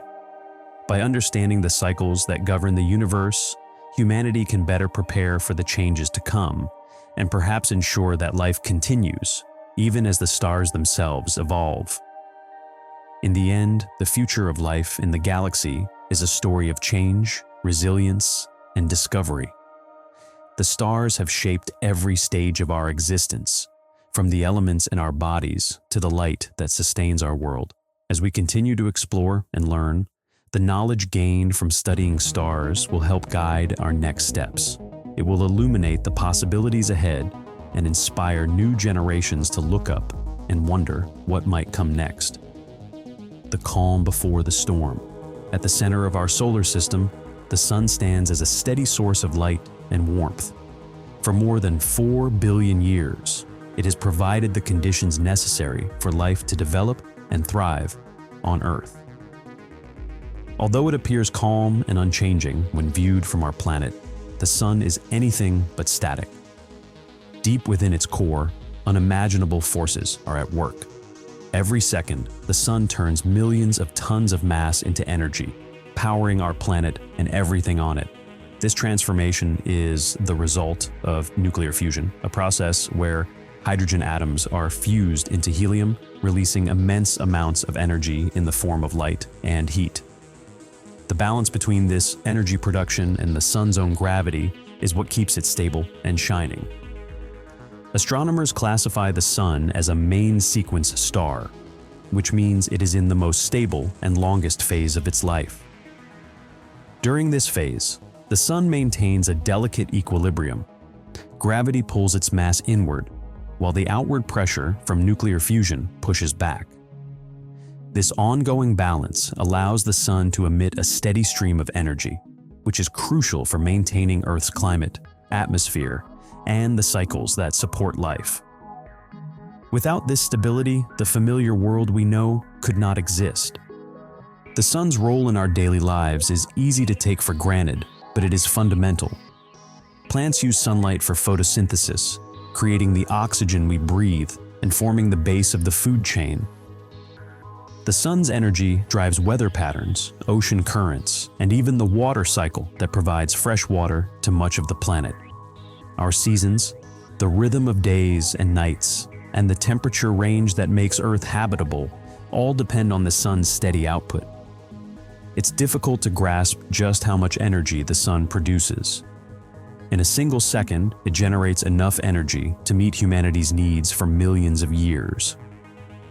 If we could harness even a fraction of that output, our energy challenges would disappear. But the sun's energy is not just a resource.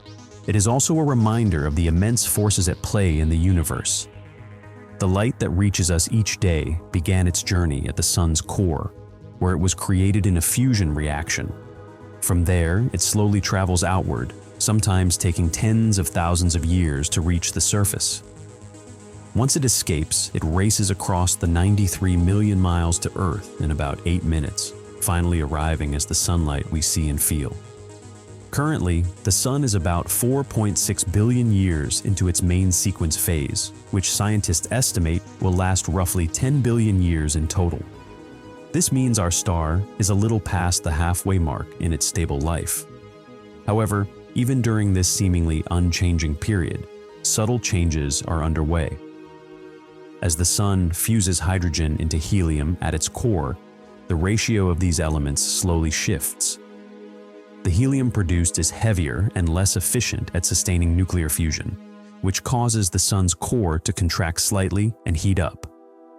In response, the sun increases its fusion rate, producing more energy to maintain the balance between gravity and pressure. The result is a slow but steady increase in the sun's brightness and heat. Scientists estimate that the sun grows about 10% brighter every billion years. While this change is too gradual to notice in a human lifetime, over geological timescales it becomes significant. Even a small increase in solar output can have major effects on Earth's climate and ecosystems. What happens when that extra heat finally tips Earth's climate over the edge? We'll get there soon. The sun's apparent constancy is, in reality, a temporary phase. The processes inside the star are slowly building toward a dramatic transformation. As more helium accumulates in the core, the sun will eventually exhaust its supply of hydrogen fuel. When that happens, the balance it has maintained for billions of years will break down. The sun's main sequence phase will end, and its evolution will speed up considerably, leading to changes that will affect every planet in the solar system. For now, though, the sun continues to shape the environment of each planet in its orbit. The closest planets feel its influence most directly. Mercury, for example, is already exposed to the sun's intense radiation and heat.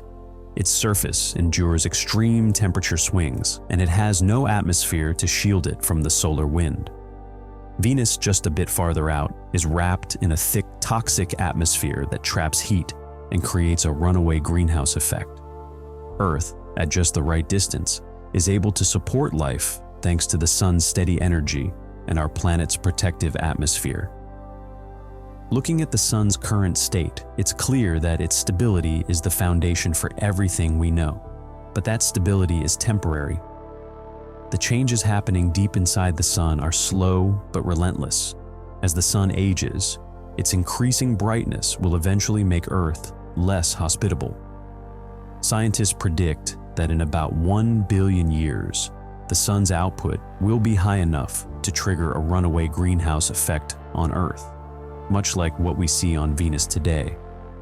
Oceans will begin to evaporate, and the planet's surface temperature will rise, making it difficult for life as we know it to survive. This process will accelerate as the sun approaches the end of its main sequence phase. Once the hydrogen in the core is depleted, the sun will begin to burn hydrogen in a shell around the core. The core itself will contract and heat up, while the outer layers will expand.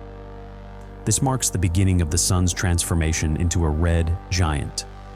During this phase, the sun will grow to a size many times its current diameter, engulfing the orbits of the inner planets and dramatically altering the structure of the solar system. The first planet to face the consequences of the sun's expansion will be Mercury. As the sun swells, its outer layers will reach farther and farther into the solar system. The intense heat and radiation will overwhelm Mercury's already harsh environment. Its surface, which is now a barren landscape of rock and dust, will be exposed to even greater extremes. Temperatures will rise to the point where solid rock melts, and the planet's thin exosphere will be stripped away completely. The fate of Mercury offers a glimpse into the kind of destruction the sun's transformation will bring. As the closest planet to the sun, Mercury is already an inhospitable world. Its dayside temperatures soar above 400 degrees Celsius, while the nightside drops to minus 170 degrees. With no atmosphere to moderate these extremes, and no protection from solar radiation, Mercury's surface is constantly bombarded by particles from the solar wind. Its landscape is marked by impact craters, cliffs, and vast plains of ancient lava. When the sun enters its red giant phase, Mercury's orbit will be engulfed by the expanding outer layers of the star. The planet's rocky crust will begin to melt, forming a sea of molten material. Any trace of an iron core may persist briefly, but even that will not survive for long. Eventually, the intense heat and pressure will vaporize what remains, erasing Mercury from the solar system. This is just the beginning of the sun's impact on its planetary neighbors. As the red giant continues to grow, its influence will extend outward, threatening the survival of planets farther from its core. Each world will face its own unique challenges as the sun's transformation accelerates. The story of Mercury's fiery fate is only the first chapter in a much larger sequence of events that will reshape our solar system. Mercury's fiery fate, the first casualty. Mercury, nearest to the Sun, endures some of the most extreme conditions in the solar system. Its surface is a barren, cratered landscape, with temperatures that soar to over 800 degrees Fahrenheit during the day. This dramatic variation is a direct result of Mercury's lack of a significant atmosphere. Without any real blanket to trap heat, the planet's surface is exposed to the full force of the Sun's radiation, and then cools rapidly at night. Despite these harsh conditions, Mercury is notable for its peculiar extremes, including small deposits of frozen water hidden in craters at its poles, shielded in permanent shadow from the Sun's glare. Yet, the environment Mercury faces today is mild compared to what lies ahead. The Sun, currently in its stable main sequence phase, will eventually exhaust its fuel and begin to expand into a red giant. As the Sun's hydrogen supply dwindles, it will swell to nearly 100 times its current diameter, transforming the inner solar system. Mercury, orbiting at an average distance of just 36 million miles from the Sun, will soon find itself deep inside the expanding outer layers of the star. As the Sun loses mass during this transition, Mercury's orbit will drift outward slightly. This change is caused by the weakening gravitational pull of the Sun as it sheds material into space. However, this reprieve is temporary. The swelling outer layers of the red giant will soon overtake Mercury's new, wider path. At first, the planet's surface will begin to glow under the relentless increase in heat. But this is only the beginning. The rocky crust and metallic surface will rapidly turn molten, forming a turbulent ocean of lava. To get a sense of this process, imagine a solid ember engulfed by a furnace. Mercury's surface will reach temperatures where rock and metal both melt, and the planet will become a sphere of molten material. As the heat intensifies, these materials will start to evaporate, forming a temporary cloud of vaporized silicates and metals. This cloud will not last long, as it is quickly absorbed by the Sun's expanding outer layers. The craters, cliffs, and plains that mark Mercury's surface today will disappear as the planet's composition is vaporized, leaving no visible trace of its existence. It's possible that after the outer layers are stripped away, the dense core of Mercury could linger for a brief period. Mercury's core contains most of the planet's mass and is particularly rich in iron. This core is responsible for the planet's weak magnetic field, even in the absence of significant atmosphere or geological activity. However, the temperatures within the red giant Sun will far exceed the melting point of iron. The core will eventually break down, atom by atom, and disperse into the plasma of the Sun's outer layers. Mercury's destruction is a direct result of its proximity to the Sun. The forces at work, gravity, heat, and radiation, are the same that have shaped the solar system since its formation. As the Sun transforms, it will erase Mercury completely, ensuring that nothing of the planet remains by the time the Sun sheds its outer layers and becomes a white dwarf. This fate is not unique to Mercury. Scientists believe that similar processes are underway in other star systems, where exoplanets orbiting close to their parent stars are slowly being consumed as those stars age and expand. By observing the light from distant red giants, astronomers can sometimes detect traces of vaporized planetary material, offering a glimpse into the future that awaits the innermost worlds of our own solar system. Mercury's end is not just a story of destruction, it is also a window into the life cycle of stars and planets. The forces that will one day obliterate Mercury are the same that scatter the building blocks of new solar systems across the cosmos. The elements released during this process, iron, silicon, and others, will eventually become part of new stars, planets, and perhaps even life elsewhere. As the Sun's transformation continues, the effects will not stop with Mercury. The next planet in line, Venus, orbits farther from the Sun, but faces its own set of challenges as the red giant phase accelerates.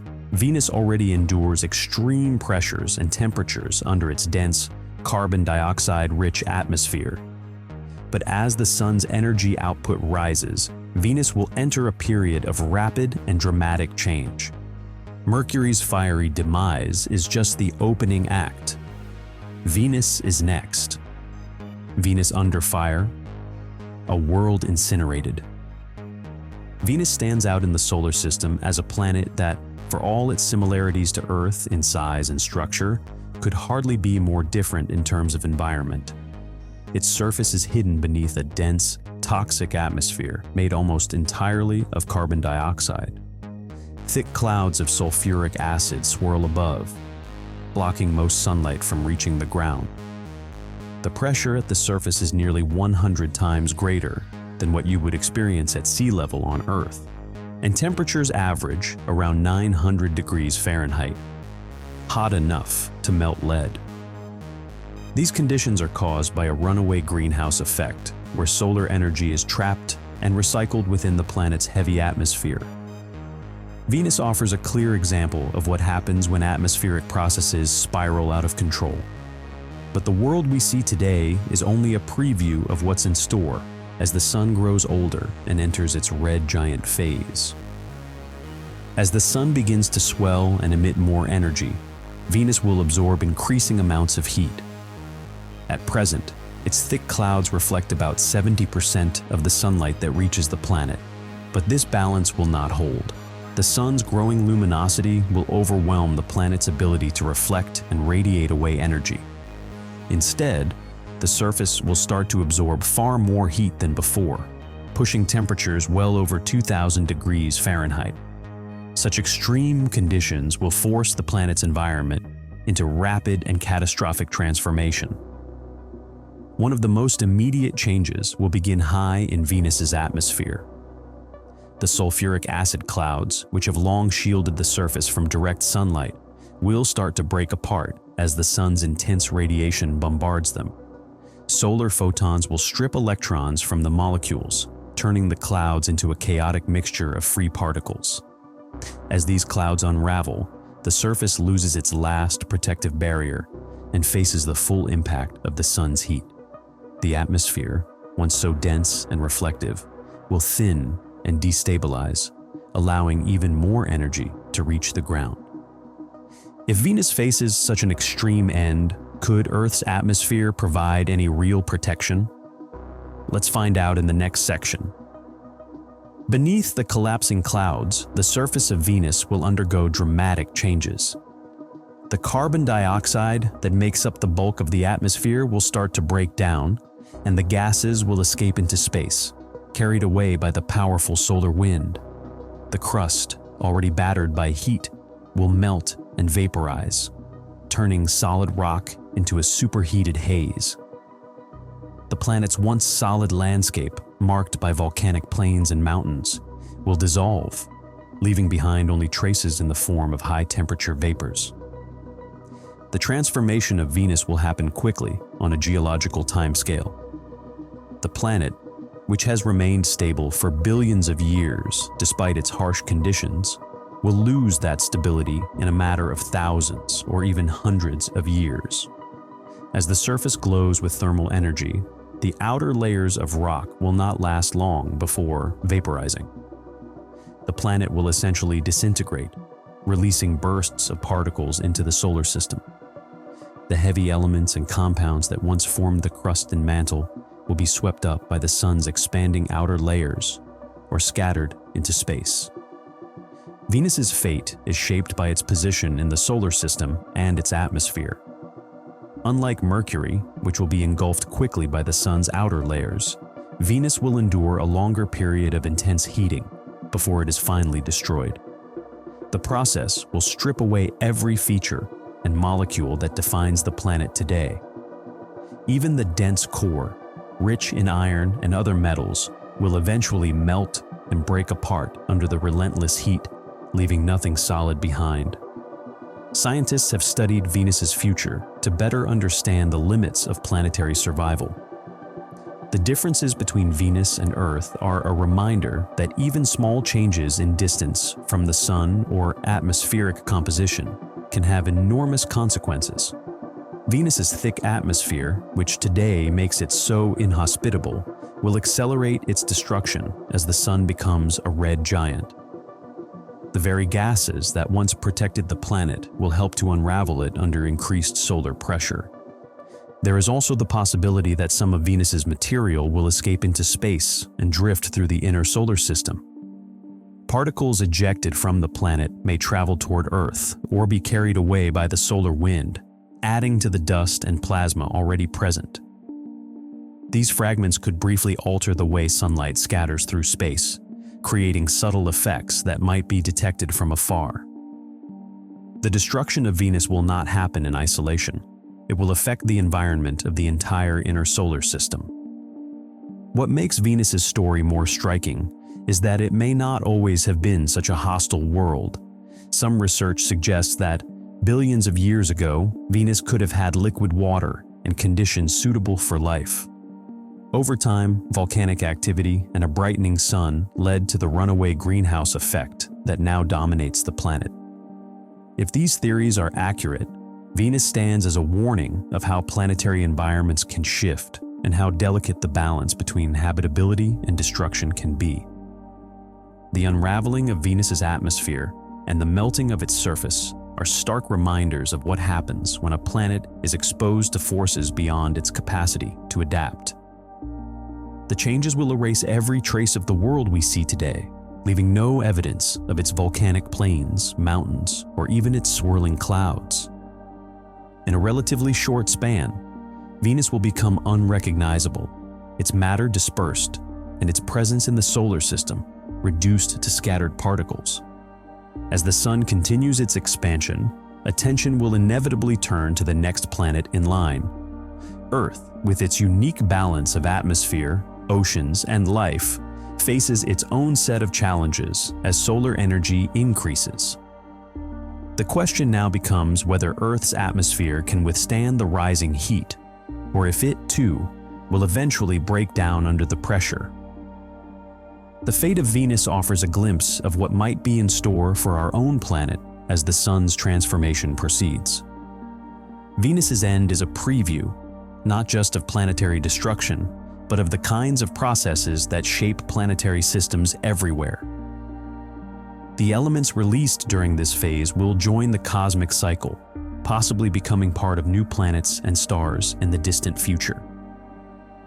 The story of Venus is a chapter in a much larger narrative, the ongoing evolution of the solar system as its central star ages and changes.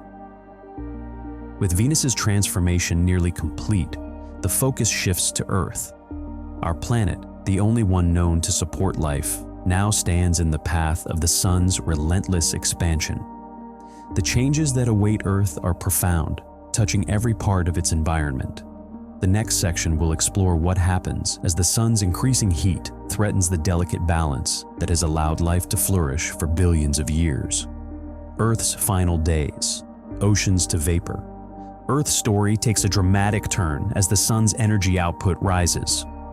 The planet's fragile equilibrium, sustained by its position in the habitable zone and its protective atmosphere, begins to unravel under the relentless increase in solar radiation. Even before the Sun swells into a red giant, the gradual brightening will start to transform Earth's climate in ways that no life form has ever experienced. The first signs of trouble appear long before the Sun visibly changes. As the Sun's luminosity increases over hundreds of millions of years, the additional energy warms the planet's surface. At first, the effects are subtle: a gradual uptick in global temperatures, shifts in weather patterns, and more intense evaporation from the oceans. These changes seem manageable, but they initiate a feedback loop that quickly accelerates. As oceans heat and water vapor rises, greenhouse warming accelerates until the seas boil away. Oceans play a central role in moderating Earth's climate. They absorb heat, buffer temperature swings, and help distribute energy around the globe. But as surface temperatures climb, evaporation outpaces precipitation. More water vapor enters the atmosphere, and since water vapor is itself a powerful greenhouse gas, this traps even more heat. The process feeds on itself. Higher temperatures mean more evaporation, which means thicker water vapor clouds, which in turn further amplify the warming. Eventually, the oceans begin to shrink. Scientists estimate that in about 1 billion years, this runaway greenhouse effect will cause the last of Earth's liquid water to evaporate. Vast clouds of steam will replace the familiar blue seas, and the sky will become thick and opaque. As the oceans vanish, the atmosphere grows denser and more stifling. The air becomes dominated by steam and loses its ability to support complex life. The surface pressure increases and temperatures soar to levels that no known organism can survive. The transformation is dramatic. The world's coastlines recede, leaving behind salt-crusted basins where oceans once teemed with life.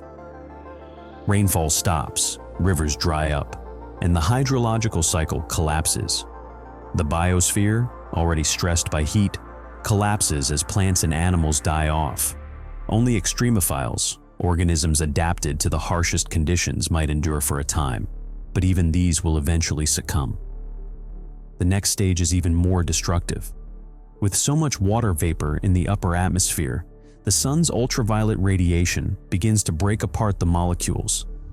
Hydrogen, the lightest element, escapes into space, while oxygen reacts with surface rocks and minerals. This process slowly strips away the planet's water and atmosphere, leaving Earth increasingly exposed to the sun's harsh rays. The protective ozone layer disappears, and the surface is bombarded by ultraviolet and cosmic radiation. Over time, the world becomes dry, barren, and inhospitable. The timeline for these changes is long by human standards, but short on a cosmic scale. Within 1 billion years, Earth's surface will be unrecognizable. Temperatures will have risen to the point where even the hardiest microbes can no longer survive. The planet's landscapes, once shaped by water and life, will be dominated by deserts of rock and salt. Forests, grasslands, and coral reefs will be replaced by empty plains. Mountain ranges will erode under relentless heat, and the polar ice caps will have vanished long before, contributing to the loss of any remaining water. As the sun's evolution continues, the situation grows worse.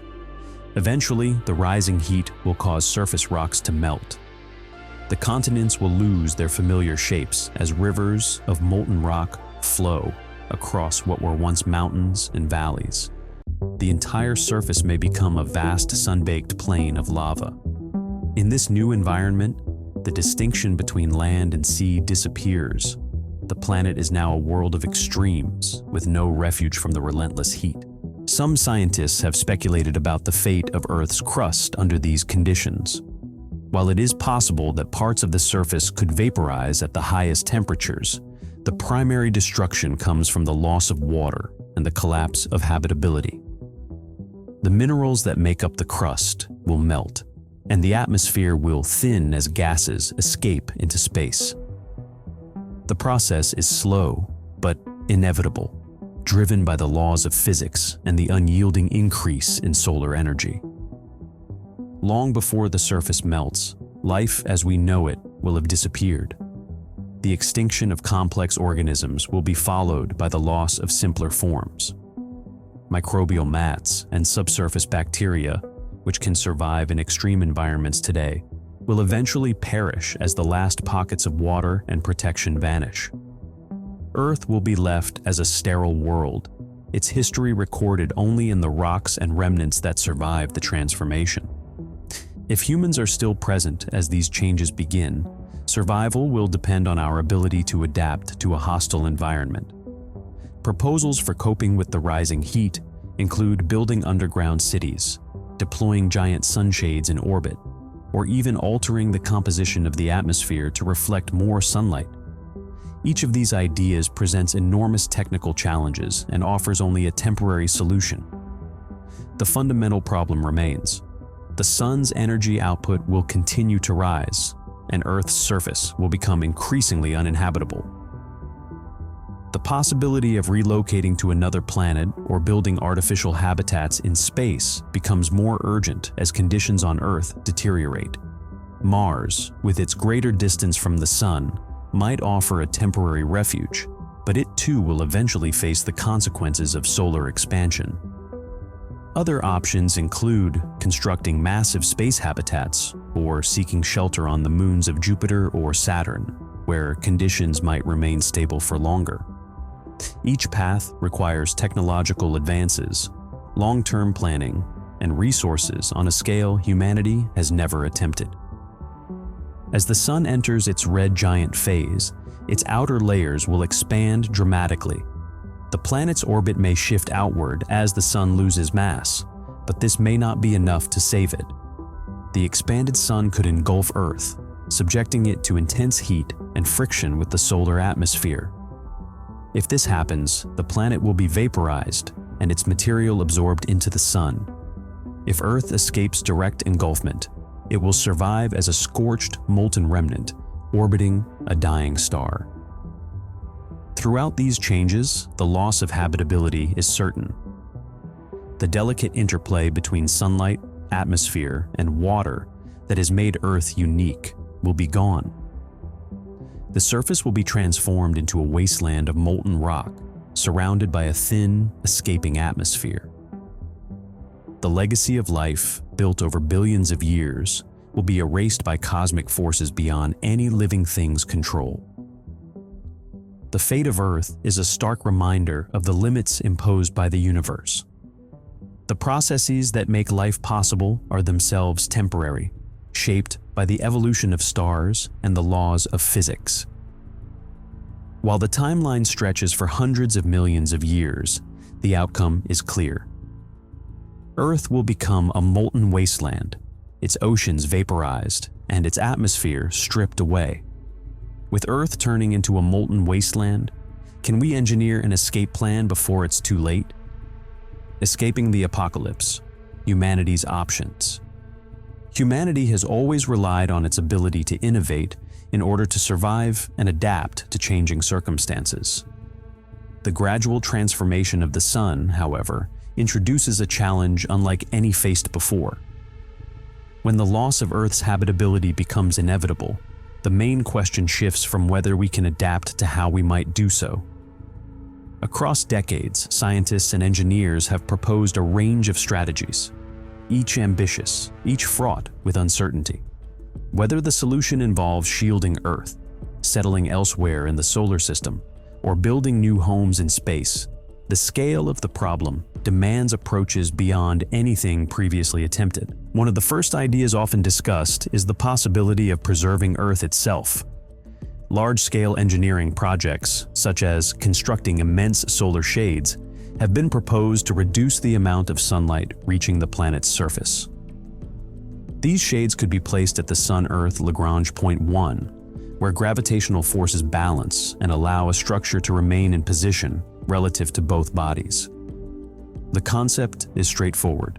Block or reflect a portion of the Sun's rays to keep Earth cool as solar output increases. Yet the scale is staggering. Imagine building a shield bigger than the Moon, an engineering feat of unprecedented scale. The materials, energy, and coordination required would exceed anything humanity has yet achieved. Maintenance over thousands or even millions of years would introduce further complexity. Despite these challenges, the idea remains one of the few ways to keep Earth habitable as the Sun grows hotter. If shielding Earth is not practical, attention turns to relocating within the solar system. The most discussed candidate is Mars.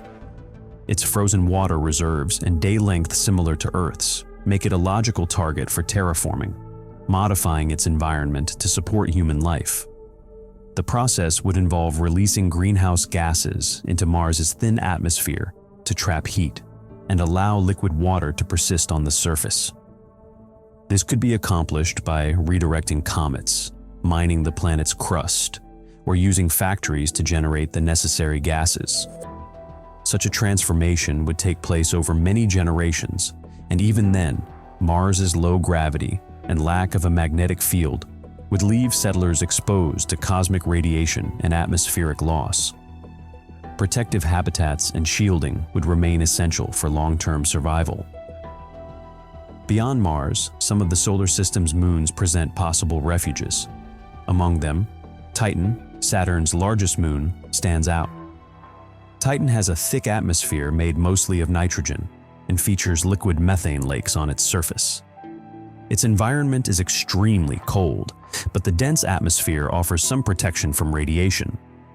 Future settlers might construct enclosed habitats, using local resources for energy and shielding, and rely on advanced life support systems. Titan's unique chemistry could provide opportunities for scientific discovery and resource extraction, making it a compelling interim refuge as conditions on Earth and Mars deteriorate. For those considering options beyond planetary surfaces, space habitats offer another path. Concepts such as the O'Neill cylinder or Stanford torus describe massive rotating structures designed to simulate gravity through centrifugal force. These habitats could be placed at safe distances from the Sun, avoiding the worst of its radiation during the red giant phase. Inside, closed-loop systems would recycle air, water, and nutrients, creating a self-sustaining environment.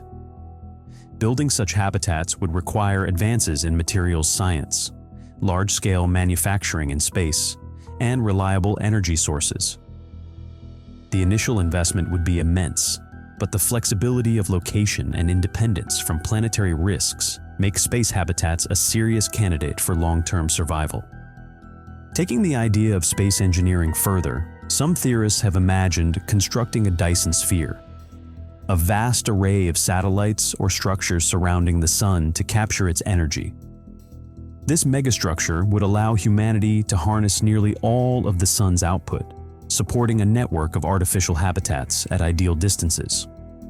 The scale of a Dyson sphere is far beyond current technological abilities, involving the use of planetary resources and automation on a level not yet seen. Still, it represents an ultimate vision of adapting to the Sun's evolution, turning a threat into an opportunity for growth and expansion. Each of these solutions faces not only technical hurdles, but also social, psychological, and organizational ones. Moving large populations to new worlds or artificial habitats would require long-term planning, international cooperation, and the ability to maintain complex systems for centuries. The risks of isolation, resource scarcity, and unforeseen failures would persist. Success would depend on uniting humanity around shared goals and sustaining focus across many generations. The challenge is not simply to invent new technologies, but to ensure that societies can endure the demands of such projects over vast stretches of time. Planning for survival at this scale means thinking beyond individual lifetimes or even centuries. Projects like planetary engineering or megastructure construction would require stable governance, economic systems that can support investment over the long term, and a culture that values continuity and adaptability. If humanity cannot maintain the required focus and cooperation, even the most advanced technologies may not be enough to guarantee survival. Yet, after considering every possibility within the solar system, a final, more daunting option emerges. If no solution on Earth, Mars, Titan, or in artificial habitats can provide lasting refuge, humanity may be forced to look beyond the Sun altogether. The idea of leaving the solar system, interstellar migration, stands as the last recourse if all other strategies fail. This path raises profound questions about technology, biology, and the nature of civilization itself. Yet if staying in the solar system fails, humanity has one last recourse: interstellar migration. The thought of traveling to another star system is no longer just a subject for science fiction. It becomes a real consideration when the survival of the species is at stake. The obstacles, however, are immense. Distances between stars are measured in trillions of miles, and even the nearest star, Proxima Centauri, is over 4 light-years away. Current spacecraft would take tens of thousands of years to make such a journey. Building a vessel capable of supporting life for that duration, or developing new propulsion systems to dramatically shorten the trip, are challenges that have yet to be solved. Despite the enormity of the task, the search for a new home among the stars may become the defining project of humanity's future. The question of whether we can find a habitable planet, build a generational ship, or develop the means to travel between stars is one that will shape the destiny of civilization. The technical, social, and ethical issues involved are unprecedented. Yet, faced with the certainty of the sun's transformation, the drive to survive may push humanity to attempt what now seems impossible. The prospect of interstellar migration forces a reconsideration of what it means to be a spacefaring species. It requires new ways of thinking about time, distance, and community. The journey itself would test every aspect of human ingenuity and resilience. As the sun's red giant phase approaches, the urgency to find answers increases. The next great challenge is to determine whether a new home can be found among the stars, or if the limits of physics and technology will set the final boundary for human survival, the challenge of interstellar migration. The prospect of interstellar migration stands as one of the most formidable challenges humanity could ever face. When all familiar worlds become inhospitable, the notion of leaving the solar system transforms from science fiction into a subject of serious scientific inquiry. This idea of traveling to another star and building a new home raises questions that touch on physics, engineering, biology, and the very nature of civilization. The most immediate obstacle is distance. Alpha Centauri, the closest neighboring star system, is about 4.37 light-years away. At current spacecraft speeds, it would take thousands of years to reach it. This vast gulf presents a logistical barrier that dwarfs any challenge humanity has faced before. No existing technology can bridge this gap in a practical time frame, so any real attempt at interstellar migration demands entirely new approaches to propulsion and life support. Even if a spacecraft could be sent across such a distance, the problem of destination remains.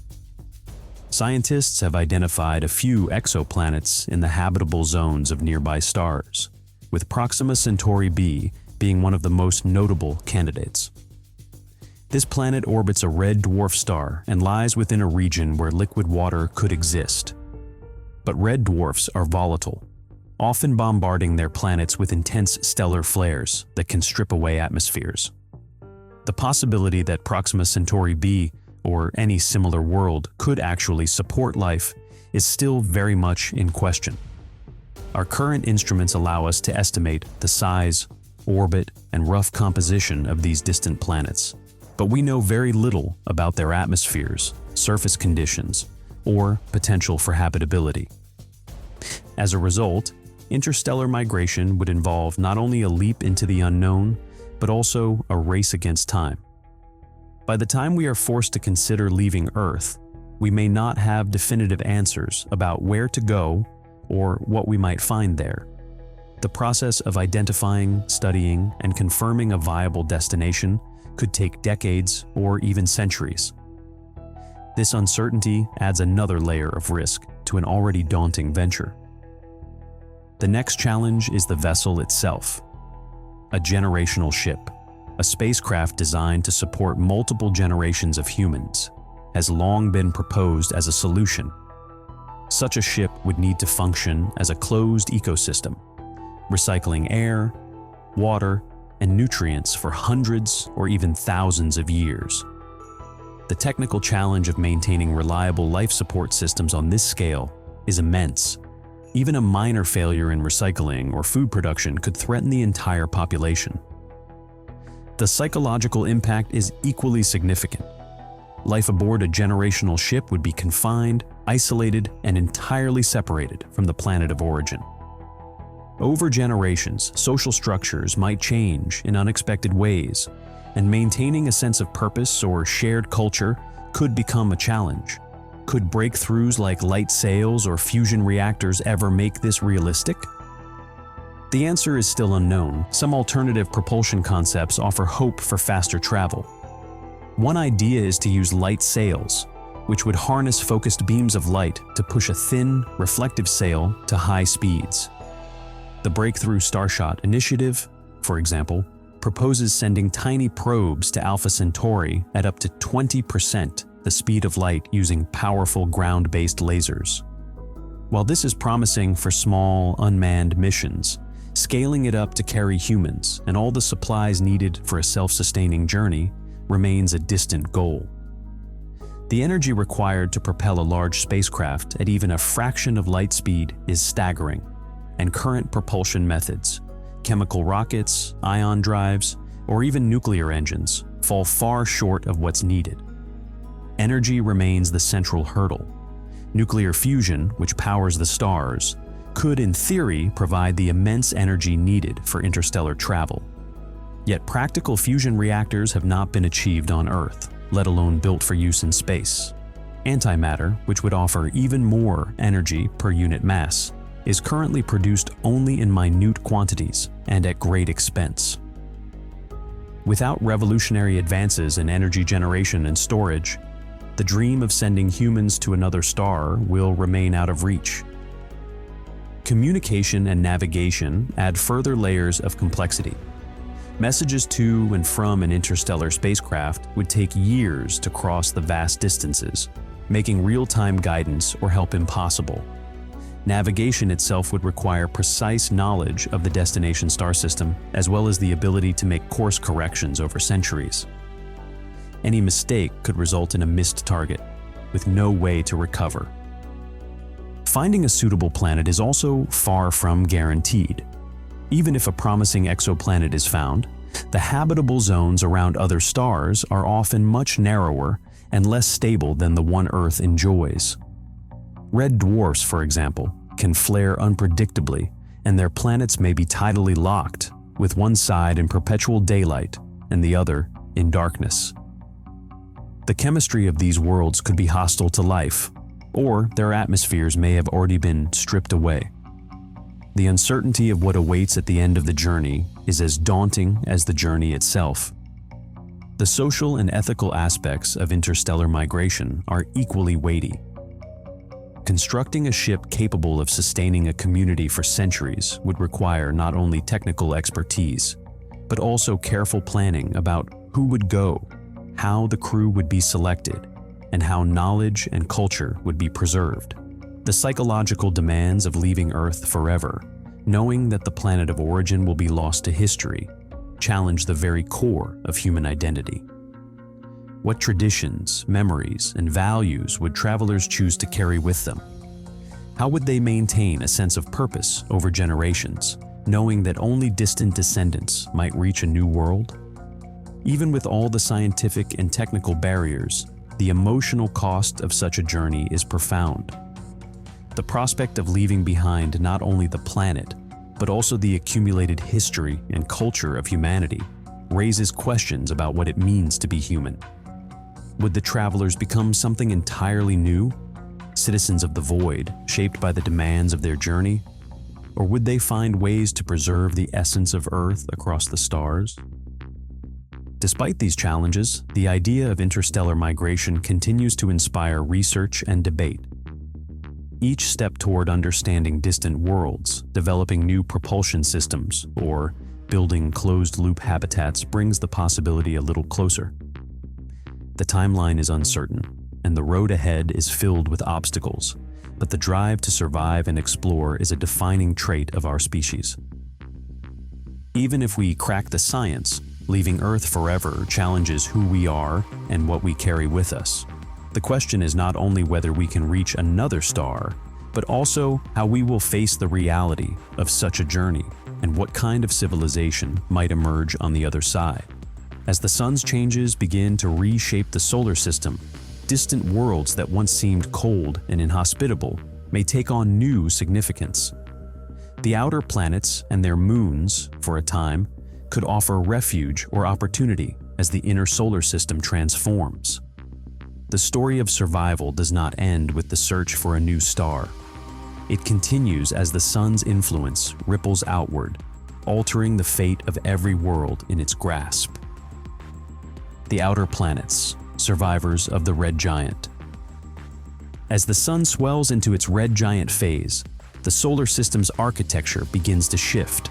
The outer planets, Jupiter, Saturn, Uranus, and Neptune, find their orbits expanding as the sun loses mass. This mass loss weakens the gravitational pull that keeps the planets in their current paths, causing them to drift outward into colder, more distant regions of space.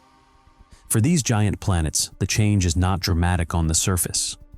Their vast envelopes of hydrogen and helium shield them from the sun's intense transformation.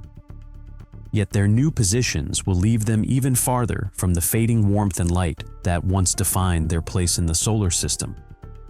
Jupiter and Saturn, in particular, will become dim, frozen giants in distant orbits. The energy they receive from the sun will drop sharply as their paths widen, and the faint sunlight that reaches them will no longer be enough to sustain the subtle atmospheric processes that once shaped their cloud bands and storms. Their own internal heat, left over from their formation, will radiate away slowly, but without the sun's steady input, these planets will cool further, becoming ever more inert and isolated. The familiar features of Jupiter's great red spot or Saturn's rings may fade from view, shrouded in deeper cold and darkness. While the gas giants themselves remain largely unchanged inside, the fate of their moons becomes more interesting. Among these, Titan, Saturn's largest moon, stands out as a place where the sun's red giant phase could briefly transform the environment. Today, Titan is a world of extreme cold with a dense atmosphere of nitrogen and methane and lakes of liquid hydrocarbons on its surface. The sunlight it receives is weak, and its surface temperature hovers around -290 degrees Fahrenheit. But as the sun expands and emits more heat, Titan's surface will warm. For a short period, its methane lakes could briefly warm enough for liquid water to mix with organics. This fleeting warmth might allow for new chemical reactions, possibly even the temporary emergence of environments that resemble early Earth.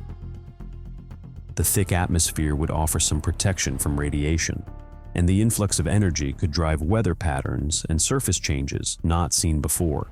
Scientists have long speculated about the potential for life on Titan, given its complex organic chemistry. The red giant sun could provide the extra push needed to make that chemistry more dynamic, at least for a short time. However, this window is narrow. As the sun continues to lose mass and eventually sheds its outer layers, the energy available to Titan and the other moons will quickly decline. The temporary habitability that the red giant phase brings will not last long in astronomical terms. The new warmth will recede, and the cold will return, locking any changes back beneath layers of ice and frozen gases. The story is similar for the other outer moons, but Titan's situation is the most compelling. Its atmosphere and surface chemistry make it a unique laboratory for studying how life might arise under different conditions. If humans or robotic explorers could reach Titan during this period, they might witness a rare transformation, a glimpse of what happens when a frozen world is touched by the dying light of its star. The outer planets drift into wider orbits, and the brief changes on their moons underscore the temporary nature of any refuge within the solar system. As the sun's mass continues to decrease, its ability to hold the planets close diminishes. The system stretches, and the outer planets settle into new, more remote paths. The warmth that once made these distant worlds interesting will fade away, leaving them to cool in the deepening dark. But this fleeting warmth won't last. Soon the sun itself will flicker out. The white dwarf era, a cold, fading legacy. When the sun exhausts its fuel, its final act is both dramatic and quiet. The dying sun will cast off its outer layers in a glowing shell before collapsing into a dense white dwarf. This transformation marks the end of the sun's active life and the beginning of a new, colder chapter for the solar system. For a brief time, the planetary nebula glows, lit by the heat of the exposed core. But this spectacle fades quickly on astronomical timescales. The nebula disperses, leaving behind the white dwarf, a stellar remnant that contains nearly half the sun's original mass, compressed into a sphere no larger than Earth and denser than anything we experience on Earth. A white dwarf no longer produces energy through fusion. Instead, it radiates the residual heat left from its collapse. At first, it shines with a white-hot intensity, but this light gradually dims as the remnant cools over billions of years. The white dwarf structure is held up by quantum mechanical pressure, and its interior is made mostly of carbon and oxygen. Over time, it will shift from white to yellow, then red, and eventually become almost invisible. A cold, dark object known as a black dwarf, though the universe is not yet old enough for any black dwarfs to exist. The fate of the remaining planets unfolds in the dim glow of the white dwarf. The inner solar system, once a region of warmth and activity, becomes a cold expanse. If Earth survives the sun's red giant phase without being engulfed, it will be left as a scorched, airless shell. Any trace of water or atmosphere will have vanished, erased by the extreme heating and subsequent cooling. The surface will be marked only by the scars of its past, craters, mountain ranges, and the remnants of ancient seas now frozen and silent. Earth's orbit, along with those of the other planets, will have shifted outward due to the sun's mass loss during its red giant phase. The energy reaching these worlds will be minimal, and the conditions will never again support the complexity of life that once flourished there. The outer planets, Jupiter, Saturn, Uranus, and Neptune, will continue to circle the white dwarf in their new, wider orbits. Jupiter and Saturn, stripped of the sun's radiant energy, will lose the vibrant cloud patterns and storms that once defined them.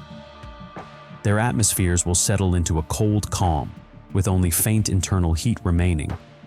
The moons that orbit these giants, like Titan and Europa, will freeze even more solidly than before. Any temporary warming or chemical activity sparked by the sun's red giant phase will end, and the thick atmospheres and subsurface oceans that once made these moons intriguing will become inert. Titan's atmosphere, dependent on a delicate balance of heat, will collapse, and its surface will be buried under new layers of ice. The solar system as a whole will be transformed into a place of deep cold and silence. The planets and their moons will remain in predictable orbits, but the energy that once drove weather, geology, and even the potential for life will be gone. The white dwarf at the center, small and faint, will be the only source of light, a distant point in a dark sky. Over trillions of years, the white dwarf will cool further, eventually becoming so dim that it is indistinguishable from the surrounding darkness. The planets will continue their orbits, but their surfaces will be shaped only by rare impacts from wandering debris and the slow processes of cosmic erosion. This era is marked by a sense of finality. The vibrant solar system, once filled with light and dynamic change, becomes a frozen graveyard. The sun's journey from a main sequence star to a white dwarf encapsulates the limits of stellar lifespans and the inevitability of change. The materials that once made up the sun's outer layers are scattered into space, possibly to become part of new stars or planets elsewhere. But the worlds that remain are relics, reminders of a system that once supported oceans, atmospheres, and, for a time, life. The white dwarf era is not unique to our solar system. Across the galaxy, countless stars have already ended their lives in this way, leaving behind similar remnants. Astronomers can observe these white dwarfs and the planetary systems that orbit them, studying the traces of past activity and the processes that shaped them. In some cases, debris disks or the remains of planets can be detected, offering clues about the history and fate of those distant systems. These stellar remnants serve as cosmic fossils, preserving the memory of what once was. For humanity, the prospect of the white dwarf era prompts reflection on the impermanence of planetary environments and the fleeting nature of habitability. The conditions that make life possible are temporary, shaped by cycles of stellar birth and death. If any trace of human civilization or life's achievements remains in the solar system by this time, it will be in the form of artifacts, probes, or perhaps even engineered markers meant to endure the cold and darkness. The question of legacy becomes central. What will survive, and who, if anyone, will be there to witness it? The transformation of the Sun into a white dwarf also raises questions about the future of the universe itself. As more stars reach this endpoint, the galaxy will fill with cold remnants and the remains of planetary systems. The processes that drive star formation will slow, and the universe will become a quieter, darker place. Yet, the elements released by dying stars will continue to circulate, forming new worlds and perhaps new forms of life elsewhere. In this frozen graveyard, what mark will life leave behind? The end of the Sun's active life invites us to consider not just the fate of planets and stars, but the deeper meaning of existence in a universe where everything changes and nothing lasts forever. The transition from warmth and light to cold and darkness is more than an astronomical event. It is a reminder of the cycles that govern all things. As we look ahead, the story of the Sun encourages us to think about our place in the cosmos and the ways in which life, memory, and meaning persist, even as the universe continues to evolve. The philosophical questions of cosmic mortality. With the Sun's transformation into a white dwarf, we are left with questions that reach beyond science. The philosophical questions of cosmic mortality come into focus. How do we find meaning in a universe where even stars are temporary? And what does it mean for humanity to exist within such grand cycles of birth and decay? The Sun's life and death serve as a stark reminder that impermanence is woven into the fabric of the cosmos. Its journey, emerging from a cloud of gas, burning steadily and finally fading, reflects a pattern shared by countless stars across the galaxy. This pattern is not just a scientific fact, it is a mirror for thinking about our own existence. The recognition that nothing lasts forever, not even the Sun, prompts us to consider how we respond to forces so much larger than ourselves. Cultures throughout history have tried to make sense of cosmic endings. Norse mythology, for example, describes Ragnarok, a sequence of catastrophic events where gods and worlds fall, only for new life to rise from the ashes. In Hindu tradition, the universe exists in endless cycles of creation and destruction, with each phase giving way to the next. These stories do not treat endings as final. Instead, they portray them as transitions, part of an ongoing process that always leads somewhere new. In both cases, cosmic mortality is not simply loss, but transformation. For humanity, the Sun's eventual death highlights our reliance on factors beyond our control. Earth has always seemed stable, but its habitability depends on the Sun's steady output.